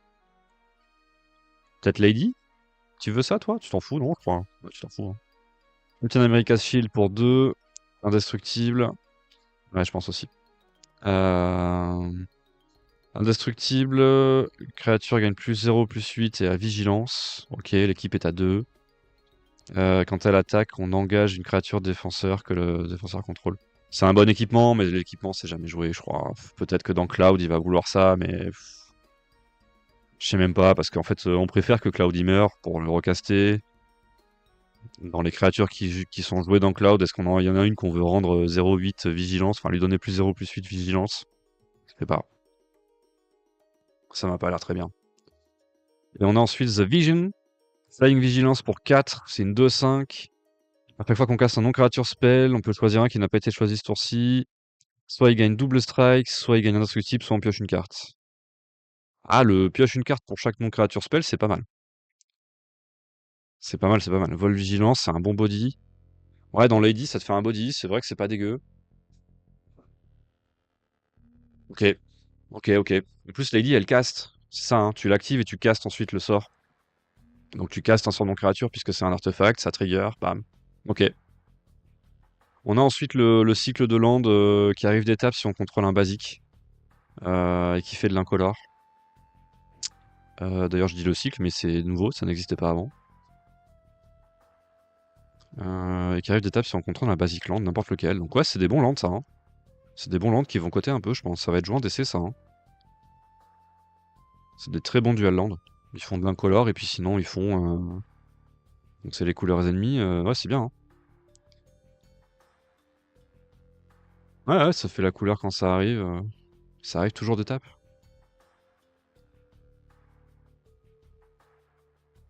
Ah oui, attends, je l'ai mal lu, pardon. C'est qu'on fait la couleur si on a un basique, pardon. Ah. Ah ouais. Ouais, en bicolore, en vrai, ça va, c'est ok, je pense. Parce que t'as quand même assez vite ton basique, je pense, quand même. Ouais, en bicolore, je pense que ça reste ok. Je pense que c'est des landes qui vont être jouées, je pense, dans certaines listes bicolores, ouais. En effet, tricolore, il y a déjà mieux que ça. Les aurées sont mieux, par exemple. Regardons un peu les mythiques, parce que du coup, j'ai squeeze tout ça. Hop, les mythiques qui ont été leaked. Alors, on avait déjà regardé donc jusqu'au Black. Docteur Doom pour 6, une 3-3. Quand il arrive, on crée 2 3-3 robots vilains, donc on fait 3 bodies en tout.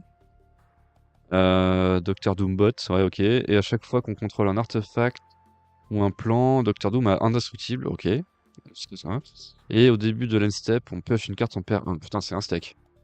Bon, après, ça coûte 6, quoi. Mais bon, c'est un sacré steak, hein. Il pose 2-3-3, il est indestructible et il pioche une carte à la fin du tour en mode monarque. Après, le mono noir a tendance à faire beaucoup de mana parfois avec Urborg et Cabal Coffer, etc. Mais ok. On a Modok pour 5, une 2-2, vol lien de vie. On peut payer 3 points de vie et connive. Une seule fois par tour, ouais. Et les créatures que les opponents contrôlent get -1/-1. Ouais, tu crois? Franchement, moi je sais pas, hein.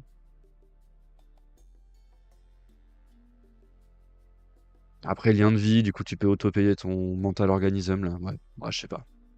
Je vois pas dans quel deck, en fait, ça rentre. C'est pas une CZ, et je vois pas dans quel deck ça peut rentrer, quoi. Bon, Mjolnir, c'est un artefact. Double les dommages qui serait équipé. Équipe Worldly, ok. Legendary non-villain. That's red or white. Ah! Ouais, mais ça coûte 4. Ah. Quand il arrive, il met 4 à une créature. Ok, c'est une interaction. Mjolnir, pas si mal. Je l'ai peut-être jugé un peu vite, là. Vu que c'est un équipement, je me suis dit, ouais, équipement, machin. Mais pour 4, du coup, il fait quand même quelque chose quand il arrive, donc il interagit. Ah non, tu connifes pas autant que tu veux, c'est activate only during your turn. Ah oui, pardon, je crois que c'était activate only once per turn. Ok. Ouais, enfin, un Vras. Non, attends, tu parles de ça? Equipe force. Disto damage to each creature. Oui, tu peux le discard et donner 2. Ouais, ouais, du coup, c'est flexible. Ok, ok. Le marteau, je suis allé un peu vite dans mon jugement. Le marteau Vras, ouais, ouais, ouais.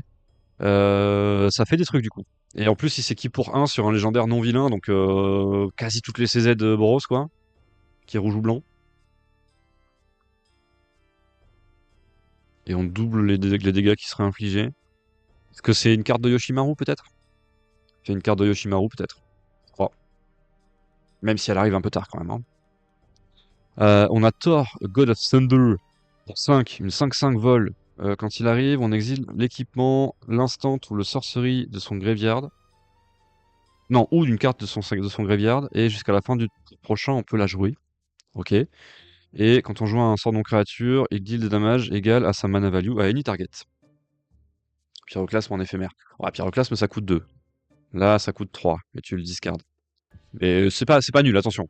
Le Mjolnir, c'est une carte qui est versatile, qui fait des trucs, qui interagit quand elle arrive, elle peut potentiellement en plus en c'est une capa ça, du coup il faut un stifle pour le contrer.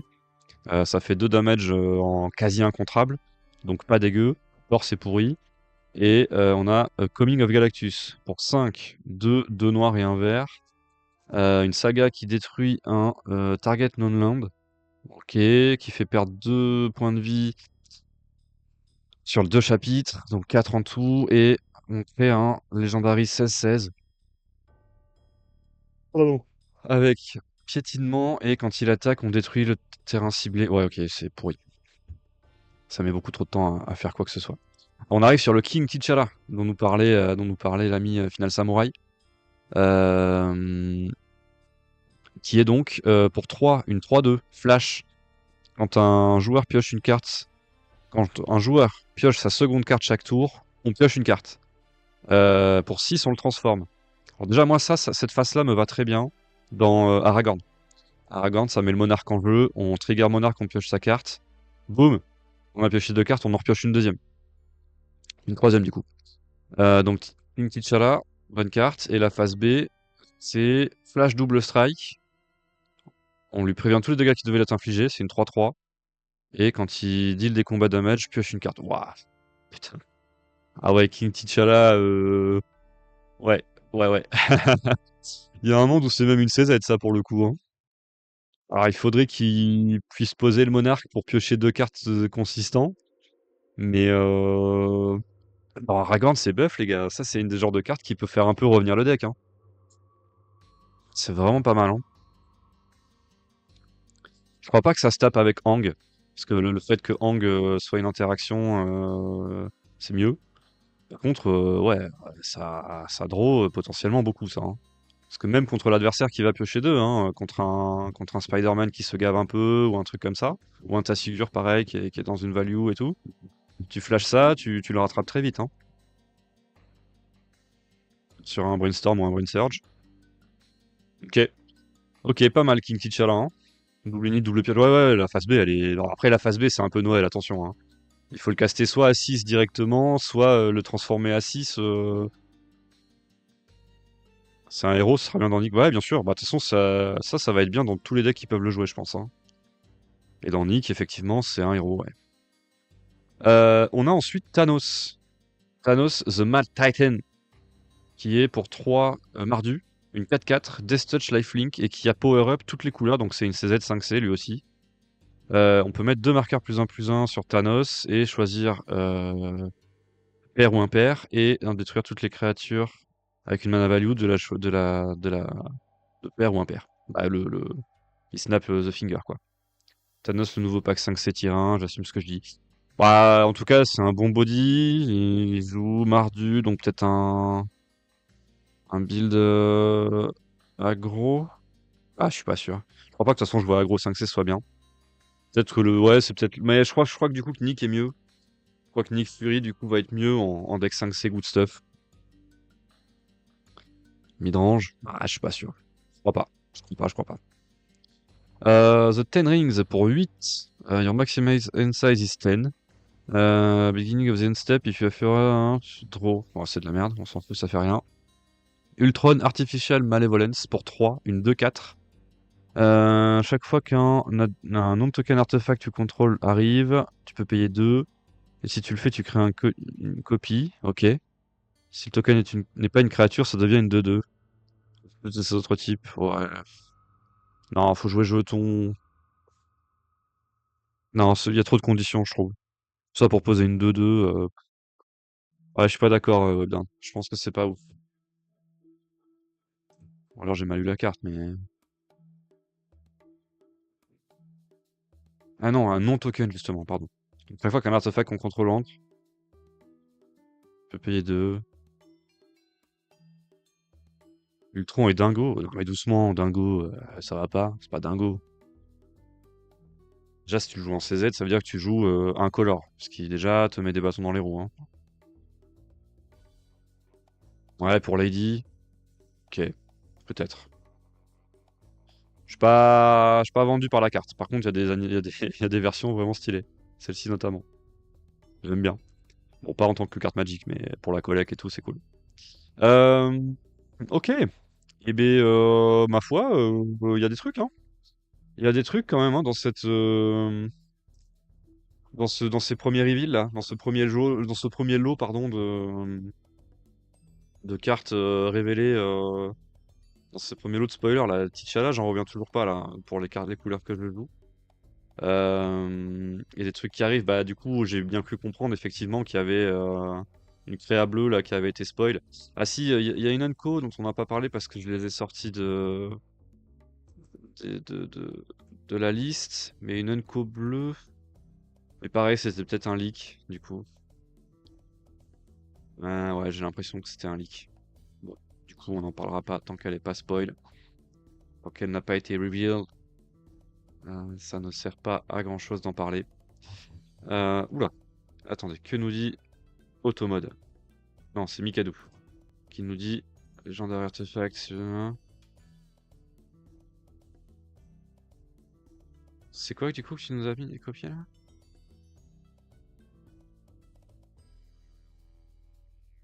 C'est quoi le super adaptoïde? C'est une carte qui a leak?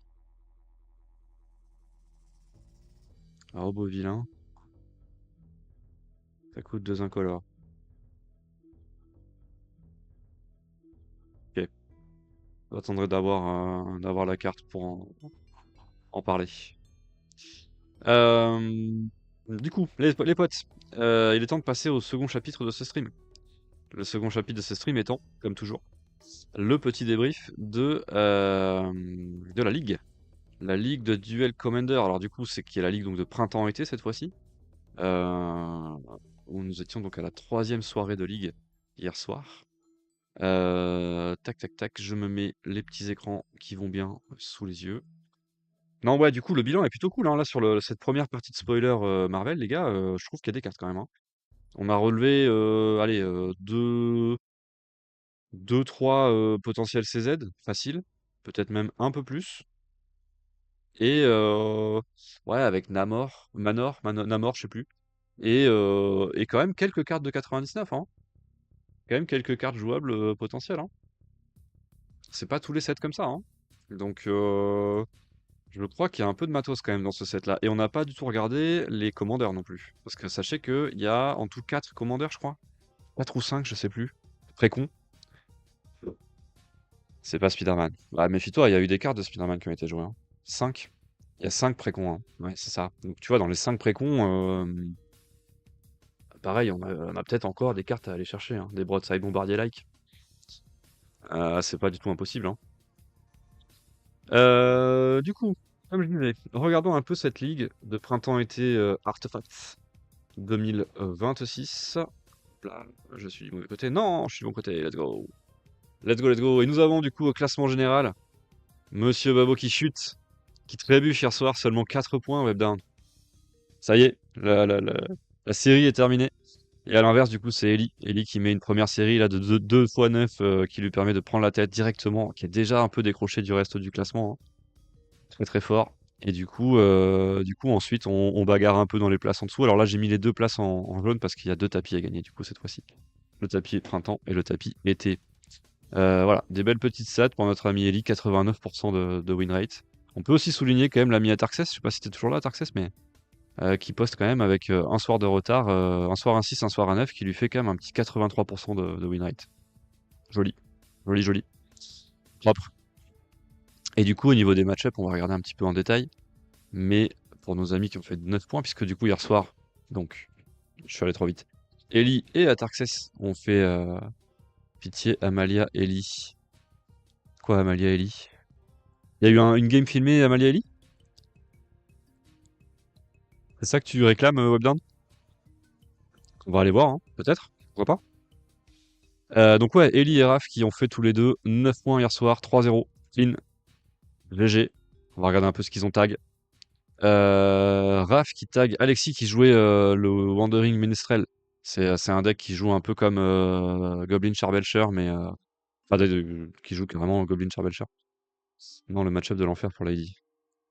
Ah bah oui, mais écoute, tu peux pas avoir que des bons match-up, mon poulet. Tu peux pas taguer que des decks que tu bats facilement. Il faut bien que tu aies des decks qui te battent aussi un petit peu. Donc Raph qui 2-0 ce deck-là, le deck d'Alexis un peu rogue, il faut le dire. Et Ellie qui a eu le bail. Ah ouais, non. Non, pas comme ça, Ellie, pas comme ça. Il en faut, il en faut. Soyons pas salés. Ellie qui ensuite met 2-0 contre Flo Humbert. Flo Humbert qui jouait Raton Naketon. Je sais pas si je l'ai mis d'ailleurs sur le. Si, c'est ça, Raton Naketon. Le deck Esper Tempo. Et on a donc ensuite Ellie. Où se trouve-t-il? Qui a gagné contre. Ah bah oui, Ellie il est là, pardon. Et c'était qui le deuxième en 3-0? C'était Raphaël qui est là, 2-1 contre Marc Montagne. Marc Montagne qui est sur Deadpool. C'est ça le champion. Tu as toi-même eu un bail la semaine dernière, ouais, bien. On s'en souvient. N'essaye pas de, n'essaye pas de filouter. On s'en souvient. Et sur la ronde numéro 3, Ellie qui m'a battu. Voilà, 2-0, très facilement. C'est toujours là, les émus de la soirée, ça a été Wandering Minstrel. Oups, Deadpool Swap. Ah oui, Wandering Minstrel, le deck, oui, oups, dans le sens où ça combo. Deadpool Swap, Tokai, Razar et Tivit. Ouais, qu'est-ce que t'as pensé de Tokai Razar en swap? Il m'avait déjà fait ça quand je jouais à Aragorn, moi perso. Et je suis pas sûr du bail. Mais bon. Non, pardon, pas Aragorn. Je jouais Spider-Man. Donc contre Aragorn, t'as envie de garder Deadpool, bien sûr. Donc Ellie qui me bat et Raph qui bat Kantaro, donc qui bat effectivement Tivit 2-0. Bien joué. Belle soirée pour vous, messieurs. 3-0, 3-0 clean en 3 rondes. Et pas de joueur à 7 hier soir, je crois, hein. Non, non, non, donc que les deux champions ici, là. Et donc, ce qui nous fait un petit général avec Raph, donc qui a raté un soir, mais qui est quand même 7ème. Et puis donc Ellie qui caracole en tête avec 6, 9 et 9. Très belle, très très beau début de ligue pour Ellie. Perso, je suis 3ème, je suis sur le podium avec des soirs à 6 pour le moment. Avec Nagila, mon nouveau build Nagila.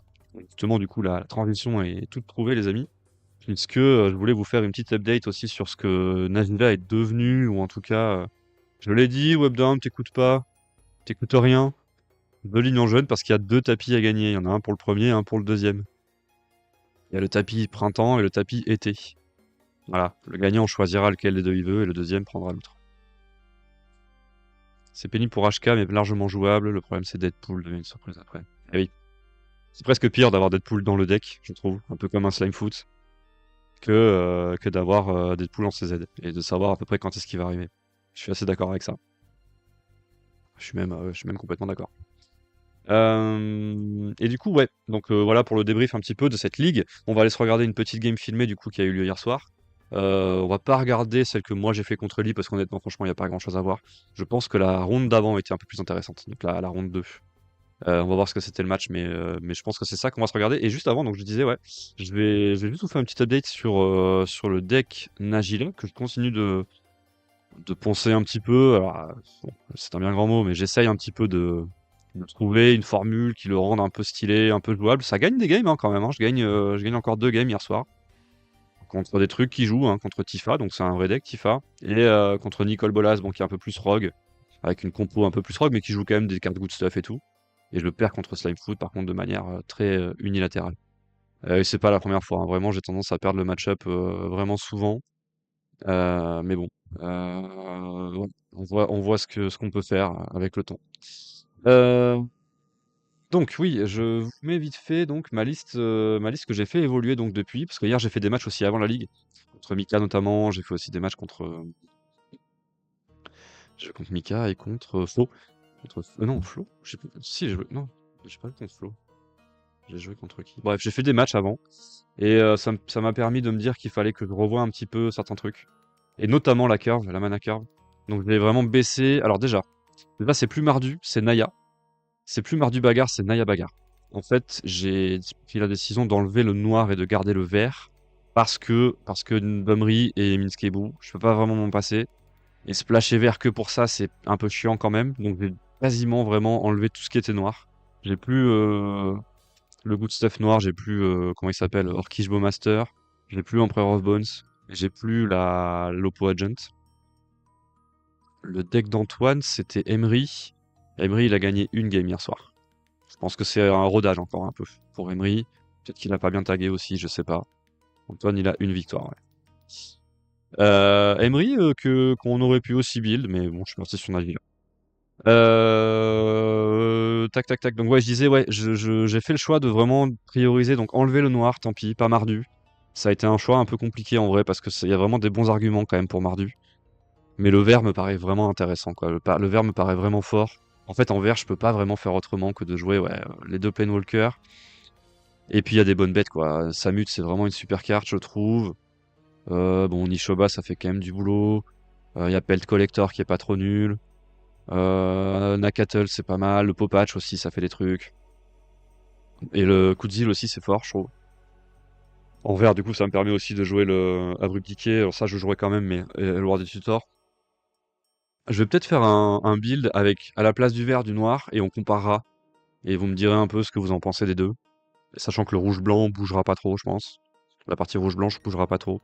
Et donc, ouais, tout ça pour dire que j'ai changé vraiment la compo avec beaucoup de tours 1. J'en ai 12 en tout. Pas mal de tours 2 aussi. Et donc, en fait, l'objectif, là, le plan de jeu, il est un peu différent d'avant. C'est un peu de faire tour 1, tour 2, puis Nagila. Et Nagila qui va agir comme un espèce d'enchantement, qui va permettre de commencer à créer des jetons. Parce que je me suis rendu compte que c'est les games que j'arrivais à gagner, c'était celles où je pouvais un peu commencer à curver comme ça. Et sachant que tu peux aussi faire tour 1, euh, un drop 1, et tour 2, 2 drop 1, et tour 3, Nagila, et boum, je fais 1000 jetons, quoi. Bon, c'est évidemment très commandant centrique et ça prend son interaction. Mais si c'est le cas, ça veut aussi dire que l'adversaire il est resté up pour interagir ou que bah du coup j'ai quand même le reste du board qui est encore là. Bon, ça reste un plan de jeu qui est assez vanilla quand même, hein. C'est tu poses une 1 au tour 1, une 2-2 au tour 2 et une 3-3 au tour 3. Bon, je pense que ça se fait graille par à peu près tous les decks un peu tiers. Mais voilà, pour la ligue, je trouve que c'est pas dégueu. Alors j'ai clairement fait une croix sur l'idée de l'amener en CDF, hein, bien entendu. C'est pas du tout le plan. Mais je vais continuer un peu de creuser ce deck, petit à petit, de l'améliorer. Je vais essayer de faire une liste mardue qu'on va comparer avec notamment le Obnixilis, là dont parlait Final Samurai la semaine dernière, qui est à 3 aussi. Et donc à la place, faire des changements ici et remplacer le vert ici par du noir, les créatures, voir ce que les créatures noires m'apportent, que ce soit les créatures Orzhov, les créatures Rakdos et les créatures mono noires. Et je crois que c'est un peu meilleur en vrai. Je crois que le niveau des créatures noires est un peu au-dessus de celle du vert. Donc il y a un monde où en fait ce build-là, on le regarde là, mais il est peut-être déjà obsolète. Ok. À part ça, du coup, on va se remettre sur cette petite. Bah, Loyal Apprentice, en fait, vu que Nagila, elle arrive au tour 3, tu vois, et Loyal Apprentice, il arrive au tour 2, pas persuadé que ce soit si bien, moi. Sachant que c'est pas un guerrier, quoi. Donc, bof. Je suis pas fan. Je suis pas fan, je suis pas fan.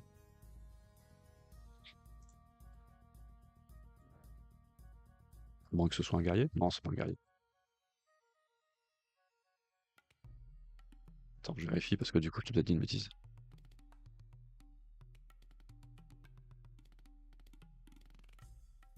Non, c'est un artificier.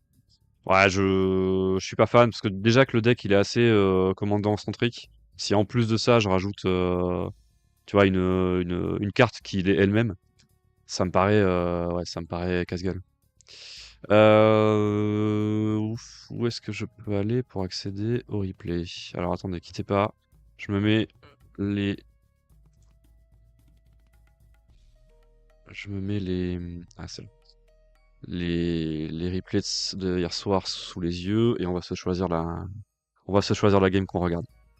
Vous allez me dire ce qu'on regarde d'ailleurs, tiens. C'est vous qui allez me dire. Studio vidéo. Alors, sachant que du coup, on avait donc à se mettre sous la dent. En game 1, on avait le Wandering Ministrel contre Itetsugu Kari, notre ami Interxes. Donc Wandering Ministrel, je disais, c'est le deck qui joue tous les lands MDFC là, un peu comme Charbelcher en moderne.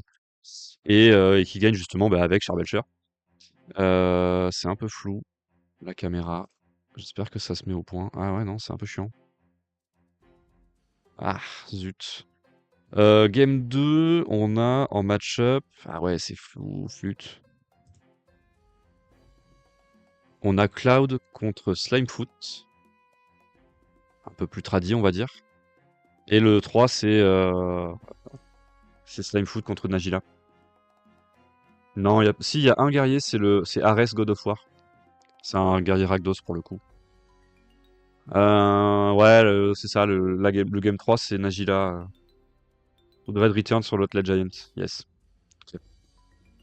Et il joue beaucoup de bêtes, Wandering Ministrel? Ok, bizarre. Ouais, la cam est floue, c'est chiant. Zut, on n'a pas fait la mise au point. Yes. On se fait quoi du coup, les gars? Dites-moi. On se fait Ménestrel et Tsukari ou on fait Cloud Slimefoot ou Slimefoot Nagila? Voilà le programme. Allez, le premier qui répond.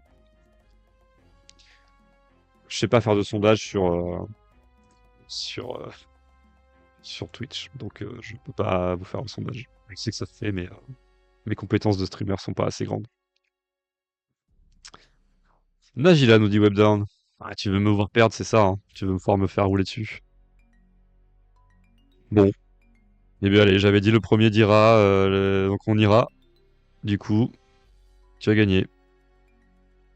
Je positionne. Ah, putain, c'est flou, c'est chiant. Nagila, j'ai dit. Ouais, ouais. Allez. Je me mets dessus. Hop. Changement de caméra. Tac. Et à gauche, je suis directement bien. Ménestrel, dommage. La game 2 contre WM était sympa. La 1, il y a rien. Ok. Ouais, mais trop tard, les gars. Webdown a été le plus vif. On est parti du coup. Donc, je suis en bas avec Nagila. Je commence. Et Ellie est en haut avec Slimefoot. Non, mais c'est pas le débit. C'est que là, la caméra a pas fait la mise au point. Ah oui, il faut la fille, pardon, pour répondre vite. Non, je suis con, pardon, je répondais. Ouais. Je suis en mulligan. Je commence pas d'ailleurs, c'est Ellie qui commence, pardon. Ça surveille un dans Prismatic Vista qu'on jette. Moi, je fetch dans, je crois, une taiga. J'ai mis le mimique métallique dessous, ce qui est pas forcément la meilleure des choses à faire, mais le reste de ma main était bien, donc j'ai voulu garder et jeter le mimique. Je crois que j'avais un bon tour 2, c'est pour ça que j'ai fait ça. Parce que le mimique, c'est quand même vraiment un super tour 2. Tour 1, du coup, je fais le guerrier qui arrive avec un +1 si j'ai un permanent qui a quitté le champ de bataille sur 6, ce qui est le cas du coup, avec Revolt. Et j'ai bombardement T2. Ouais, j'ai le fetch de créature, par les tutors. Ah, j'aurais peut-être pu garder en vrai. Lui, il fait rien, son T2. J'aurais pu garder Mimique Métallique en fait, je pense. Et moi, je crois que je vais rien faire non plus. J'attaque pour 2. Là, en fait, je vais faire une erreur, je pense. C'est que je vais caster le Wardle Tutor qui va aller chercher Fury pour gérer son Slimefoot, alors qu'en fait, j'aurais pu aller chercher la créature qui a. Ouais, je fais rien T2. Lui, il flash. La créature qui a miracle. Le Sainte Catherine qui a miracle.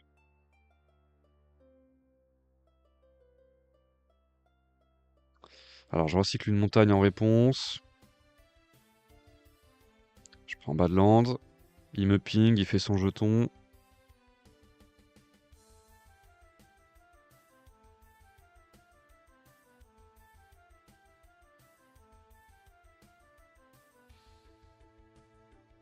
Et là, en fait, dès maintenant, en fait, j'aurais pu caster le Wardle Tutor pour aller chercher le Triangle de Sainte Catherine et le jouer en miracle. C'est ce que j'aurais dû faire, je pense.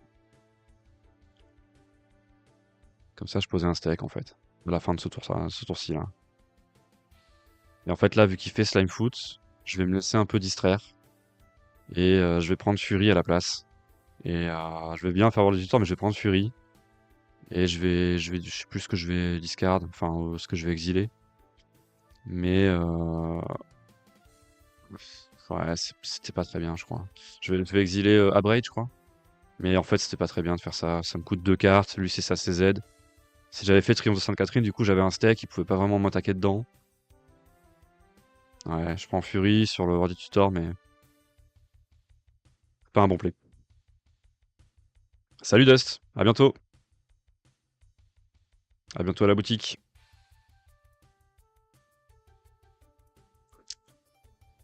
Ouais, j'aurais dû prendre le Triomphe de Sainte-Catherine là, sur ce spot.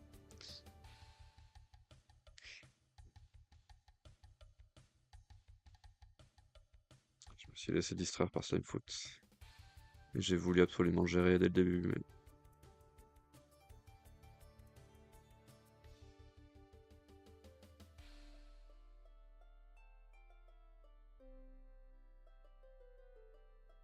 Oui, oui, il reste des AP. Tu fais 3 pour 1.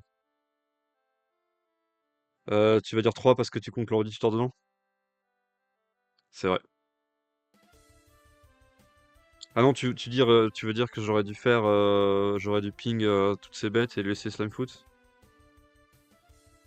Bref, du coup, à mon tour, moi j'ai joué Nagila, il m'a snuff out. Donc en plus de ça, il a un spell gratuit, donc vraiment ça me fait très mal. Parce que je pensais pouvoir, tu vois, faire Fury puis Nagila et commencer à proposer des warriors. Et en fait, non.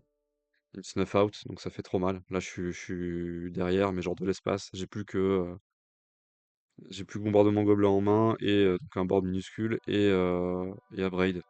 On s'en fiche. Et là, il fait Minscape.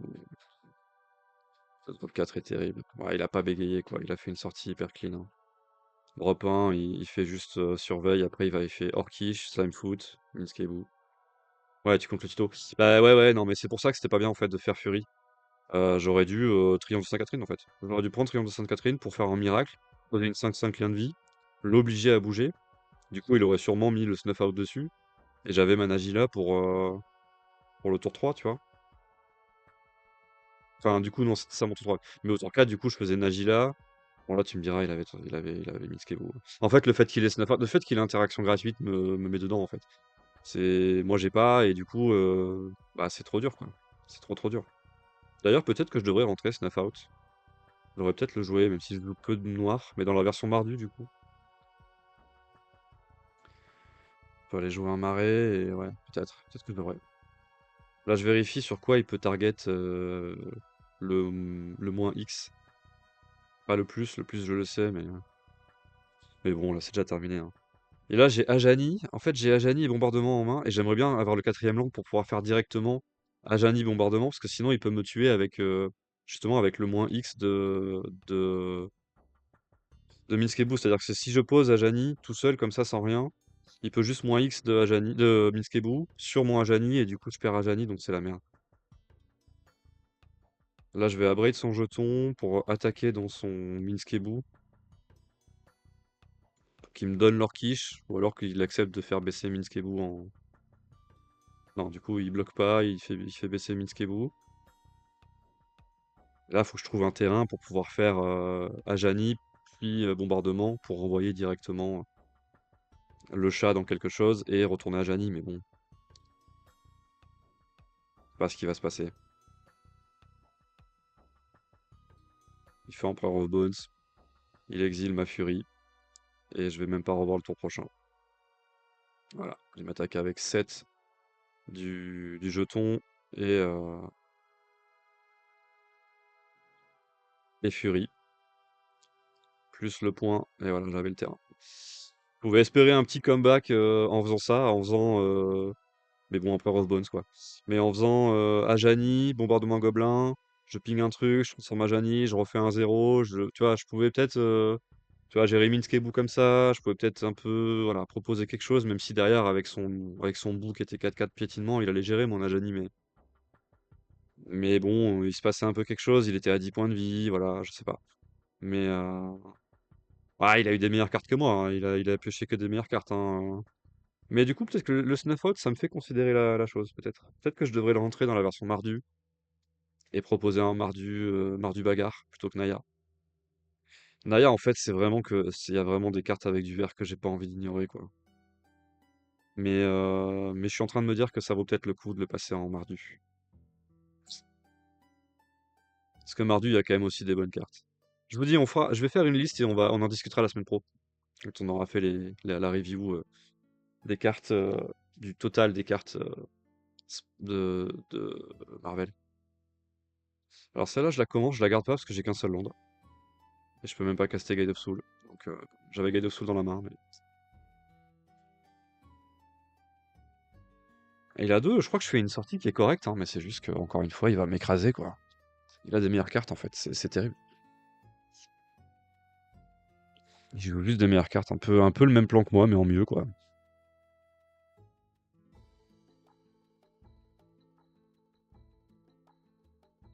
Alors là, on a Dust qui vient nous voir pour un point de règle, mais je le renvoie gentiment dans ses buts, parce que c'est un point de règle sur Deadpool et So in Half, et je déteste. Snuff, c'est bien contre 2099, ouais, c'est vrai. C'est vrai, c'est vrai. Bah, c'est bien contre pas mal de choses, hein. Il y a assez peu de créatures noires actuellement, c'est juste pas bien contre Tassigure, mais en fait, c'est tout, quoi. Et là, je suis obligé de remule parce que j'ai deux basiques dégueulasses en main. Deux basiques blancs. J'ai le Guide of Soul, mais c'est le seul que j'ai, quoi. Donc là, je suis en mule 5. Je commence. C'est terrible.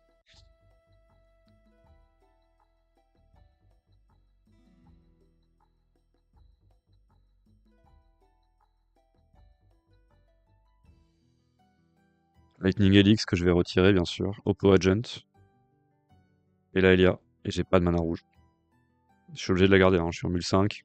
Mais bon, c'est une main qui perd ça. J'ai deux drop 3. Enfin, il y a un Mimic métallique qui fait un peu des trucs, mais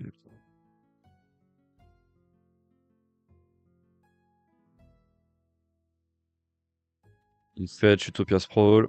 Donc ça veut dire Slime Foot T2. Moi, je vais jouer Mimic métallique, c'est quand même vachement plus discret. Métallique, je vais dire guerrier, bien sûr.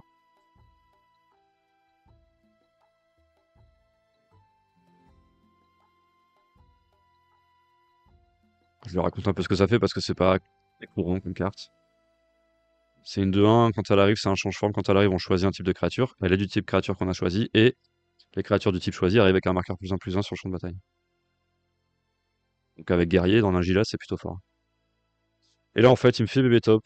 Il me fait pas son truc Slimefoot, il me fait bébé top, ce qui est encore pire en fait, parce que du coup, il pose un premier elfe et il recycle. Donc là, un milliard de choses hein, de son côté. Il recycle une montagne. Je pioche une carte rouge, mais je n'ai pas de rouge. Je joue un coup de zil. Je sais qu'il est allé chercher Badlands, donc j'ai pas gardé. Comment ça s'appelle Oppo Agent Up, parce que je savais qu'il allait pas fetcher. Mais je vais le regretter parce que vous allez voir ce qu'il va faire et c'est bien pire que fetcher. Là, je devrais attaquer en vrai, parce que s'il propose un bloc, il perd son elfe. Et il va certainement pas bloquer avec bébé top. Donc c'est un peu des points que je perds. Parce que l'elfe aussi, il va le garder, parce qu'avec bébé top, c'est trop fort. Et là, son tour 3, c'est juste insane en fait. Vous allez voir la gueule du tour 3 qu'il me fait, puisque ça land. Ah, il va pod. Il va pod, ce qui est largement pire. Il va d'abord Slimefoot, et ensuite il reste encore 4 mana pour pod. Et ça, c'est le faire 3 du coup, plus 2 points de vie. Et il peut encore payer 2 points de vie pour repod. Et il va pod dans son Slimefoot, dans je sais plus quoi, mais un truc horrible. Et du coup, bah moi je suis pas up avec. Je sais même pas si c'est Deadpool, parce que je crois qu'il a pas besoin. Ah si, c'est Deadpool et il dit sa pro. Ouais, c'est ça. Il dit Deadpool et il va copier mon métallique mimique et il va dire sa proling. L'enfer en fait. Genre vraiment. Au secours. Donc là, moi maintenant qu'il y a pod, je vais rester up pour avec mon Oppo Agent. Bon, je suis dégoûté. Genre, si j'avais eu Oppo Agent là, je pouvais aller chercher Deadpool moi, quoi. Bref. J'ai préféré jouer coup de zile exemplaire. Bon. Je savais pas qu'il allait faire les deux aussi, quoi. Tu vois, il avait pas encore Slimeful. Enfin bref, son tour 3, il est insane en fait. Genre, il va activer pod. En réponse, je vais jouer Oppo. Toujours pas de main rouge, hein, pour info. Et j'ai dû rester up. J'ai un Death Ray Shaman dans la main, que j'ai retiré de la liste depuis.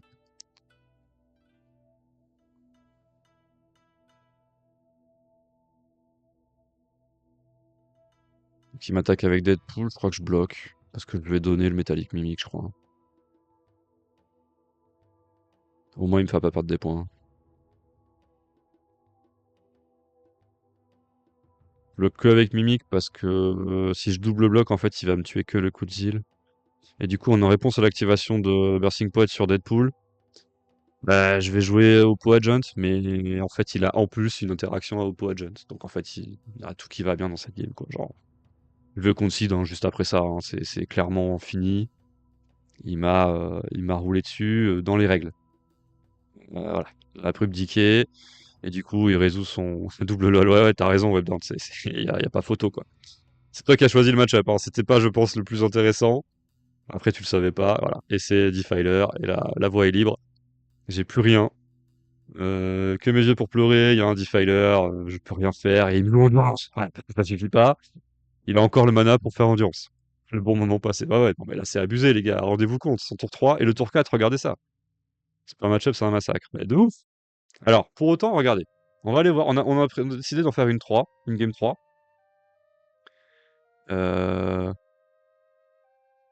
Est-ce que là, on est au début? Ouais. Donc là, il a posé un terrain. Moi, je fetch dans un surveille. Donc là, c'est la 3, hein. Je me suis fait rouler dessus de 0. Mais pour le roulage dessus, là, il est catastrophique, les gars. Son tour 3 avec son bébé top, c'est n'importe quoi. Quel deck se bat contre ça? Si t'es sur la draw, que t'es en mule 5, moi j'étais en mule 5, enfin, sur le play, j'ai pas de carte en main, je pas de mana rouge, je représente rien en fait comme menace. Je sais plus ce que je laisse au-dessus. C'est un Zurgo. Ouais, je laisse Zurgo au-dessus, ok. Euh... Non, si c'est Zurgo, j'aurais dû le jouer là, je pense. C'est bizarre. Ah, si c'est Zurgo, mais je l'ai pas. J'aurais pu le dash. Je sais pas pourquoi j'ai pas joué Zurgo. J'ai voulu garder up pour faire un truc en flash. Je sais pas. On va voir. On va voir, on va voir. Ouais, c'est ça, j'ai Orcish en flash. Ouais, c'est ça. Et il me fait Squelcher. Ok. Donc moi, je flash Orcish, je le ping de 1.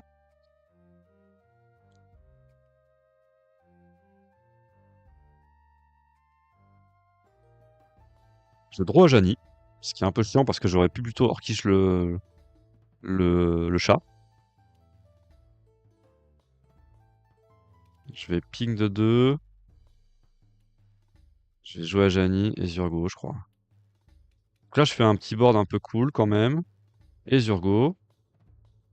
Et j'ai un tour 3 où je peux un tour 4 où je peux faire Nagila, j'attaque avec mes warriors et j'ai pas mal de triggers. Qui est quand même pas vilain.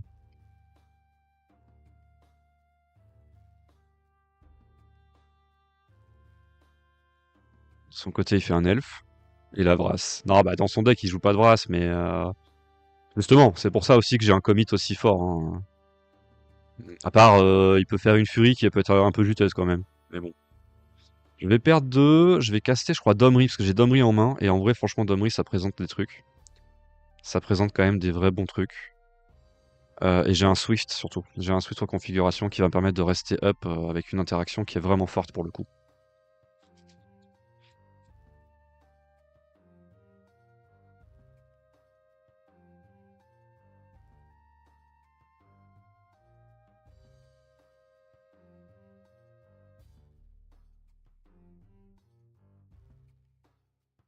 Alors là, de mémoire, je vais faire Domri, je vais faire fight mon chat contre son Squelcher pour qu'il meure.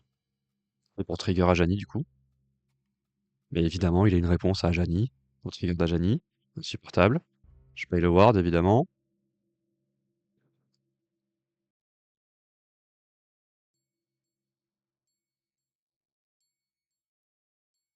Et du coup, mon board qui était assez gros, voilà, il va devenir beaucoup plus maigre. D'un coup. Voilà, Decay encore. Abrupt Decay sur Ajani, insupportable. Et je me retrouve voilà, avec un board un peu plus fin. Et je veux pas trop attaquer parce que je veux garder des créatures pour protéger Domri. Il prend quand même 3 dégâts. Alors je sais pas pourquoi il est à 19 là. Mais et j'envoie aussi l'Orcish parce que son elfe en vrai s'il trade ça me va. Non, d'ailleurs il trade pas. Et du coup avec le bonus quand même de d'Ajani Domri pardon, ça représente une attaque à 5 points de vie, c'est pas vilain. C'est pas vilain. Là, il va jouer Slimefoot que je vais pouvoir comment ça s'appelle Swift reconfiguration. Donc ça on est plutôt content.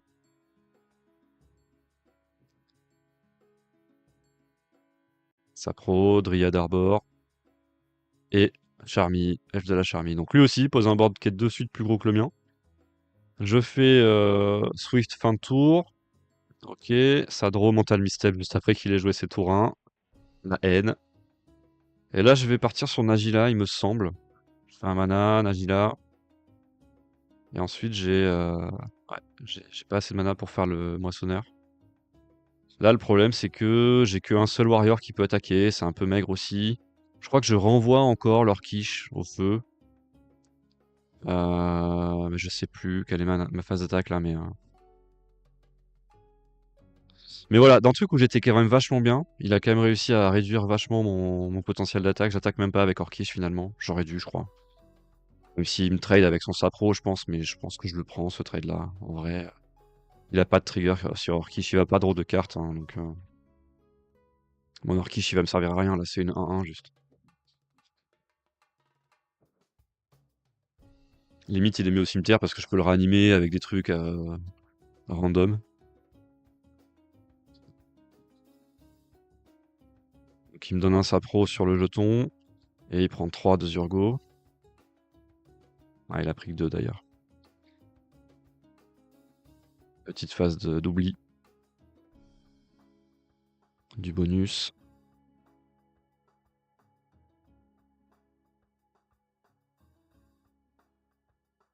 Maraudeur, je vais sacrifier du coup Orcish.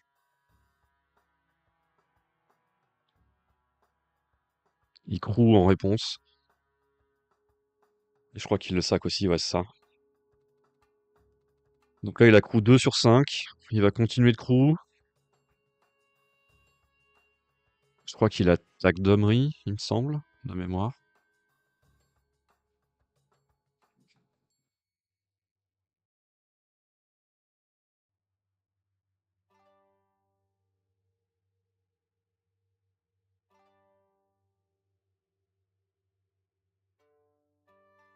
Alors, que se passe-t-il?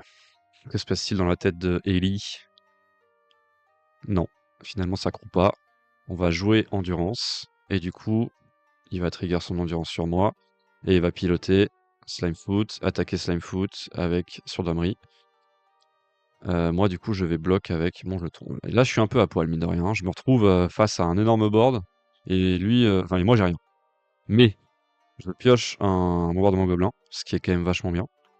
Puisque bah, ça me fait plus ou moins le létal. C'est-à-dire que je peux faire le mana avec Domri pour faire le moissonneur. Donc mon drop 3 qui a célérité. Qui en plus peut empêcher une créature de bloquer quand elle attaque. Et du coup, je peux en plus faire bombardement gobelin. Et donc là, je représente les points. Je représente les points parce que je vais avoir 3 triggers de Nagila, j'ai 3 guerriers sur la table. Et du coup, j'ai 3 jetons à dispo, qui sont des 2-1, grâce à Domri. C'est la raison pour laquelle je peux pas me passer du vert. Hein. Domri, vraiment, je pense que dans la liste, c'est vraiment très fort. Hein. Et du coup, je vais exercer le moissonneur qui va cibler sa charmille. Et du coup, je vais faire 3 jetons. 3 jetons 2-1 donc. Et je vais en sacrifier un sur le Sapro, qui fait qu'il a plus aucun bloqueur. Et du coup, bah là, ça suffit à faire l'étape. Voilà. Voilà un peu ce que fait le deck quand il gagne. Donc il y a quand même des parties que je peux gagner, hein, même contre Slimefoot. Mais bon, dur, hein. Dur, dur quand même, hein. Il aura fallu une très belle sortie et j'ai vu le moment où je la gagnais quand même pas, hein, parce que il y a un moment où il revient au board et tout. Bon, j'ai souffert quoi. J'ai souffert et j'ai soufflé. Euh, Ouais, alors il me fait une très grosse sortie sur la 2. Sur la 2 surtout. Je te dis, son tour 3, il est insane. Son tour 3 où il fait Slimefoot plus Bursting Pod, l'active Bursting Pod, c'est trop fort. En fait, les drop 4 de Slimefoot sont tous trop forts. Donc en fait, quand il pod son Slimefoot dans quelque chose qui est drop 4, bah, c'est game en fait. C'est game quoi, genre vraiment, enfin c'est terrible. C'est vraiment... je ne reviens pas quoi. Bah oui, Minsk, bah, notamment, ça fait partie des drop 4. Tu vois. En fait, les drop 4 de Slimefoot, c'est Bursting Pod, qui va donc servir, qui compte en plus comme un peu un drop 3. Deadpool, Minskebu, au secours, l'enfer, puis Regoyf. Donc que des trucs horribles. Que des trucs horribles. Messieurs, dames, nous arrivons donc tranquillement sur la fin de ce petit stream. Nous avons eu donc la partie filmée. Alors bon, un petit peu flou, c'est un peu chiant, mais on fera un peu mieux la semaine prochaine. On a fait un peu le point sur les reveals de Marvel. La semaine prochaine, donc du coup, la semaine prochaine, on se retrouve pour un stream également vendredi 14h. Nous allons de nouveau parler des spoilers de Marvel. Cette fois-ci, il y aura eu tout le set qui sera reveal, puisque l'avant-première se déroulera la semaine suivante. On aura donc de la matière à se mettre sous la dent. On fera pas un reveal carte par carte, on fera une discussion plutôt autour des cartes que l'on pense être fortes en duel commander directement. On aura une sélection, un top de cartes pour le duel commander de Marvel. Il y en a déjà quelques-unes dont on a parlé aujourd'hui, donc je pense que le set va être fort. Avant de se quitter, je vous rappelle que nous avons un tournoi de duel commander à la boutique Artefact Bordeaux. Je passe. Dimanche 28 juin, tournoi d'entraînement à la Coupe de France, Championnat de France, duel commander. Le 28 juin, c'est le dimanche juste avant le tournoi, le main event, duel commander CDF à Châteauroux. Le tournoi que nous organisons, nous, il est à 6 € et vous aurez les cartes à gagner du Store Championship. Donc les cartes Abhorrent Oculus pour le top 1, qui a le stamp artefact WPN Premium. Live Psychic Frog pour le top 8 et Hunters pour tous les participants. Il y a 32 places au total, capacité 32 joueurs à 6 €. Vous pouvez vous inscrire directement sur le site, je vous conseille de le faire. Le tournoi sera certainement plein. Donc je vous conseille de vous inscrire sur internet pour être sûr d'avoir une place. Ceux qui sont inscrits sur internet sont absolument sûrs d'avoir une place. Si vous n'en avez pas, vous pourrez venir le matin du tournoi et tenter votre chance, mais on est moins sûr. Voilà qui est fait pour la promotion du tournoi. La semaine prochaine, donc comme je disais, on se retrouve en stream pour la fin, le top des cartes Marvel. On regardera également une petite partie qui aura été jouée dans la ligue, comme d'habitude, comme on le fait d'habitude, la Ligue Duel Commander de la boutique Artefact. Hem, il me reste à vous souhaiter de passer une bonne semaine d'ici là. N'oubliez pas de liker la vidéo et de vous abonner à la chaîne si le replay sur YouTube vous a plu. N'oubliez pas non plus de me laisser votre avis en commentaire, de me dire quelle carte, de Marvel j'ai passé sans en parler et j'ai eu tort, car c'est une très bonne carte. N'oubliez pas aussi de me donner votre avis sur les cartes dont j'ai parlé, sur le King T'Challa notamment. Qu'est-ce que vous en pensez? Est-ce que ça rentre dans Aragorn par exemple, dans Aang? Est-ce que c'est, lui-même une CZ peut-être? Je ne sais pas. Voilà, tout ça, pour dire, n'oubliez pas de, me laisser vos avis. Ça m'intéresse de savoir ce que vous en pensez. Je vous retrouve donc la semaine prochaine et d'ici là, passez une belle semaine. Salut!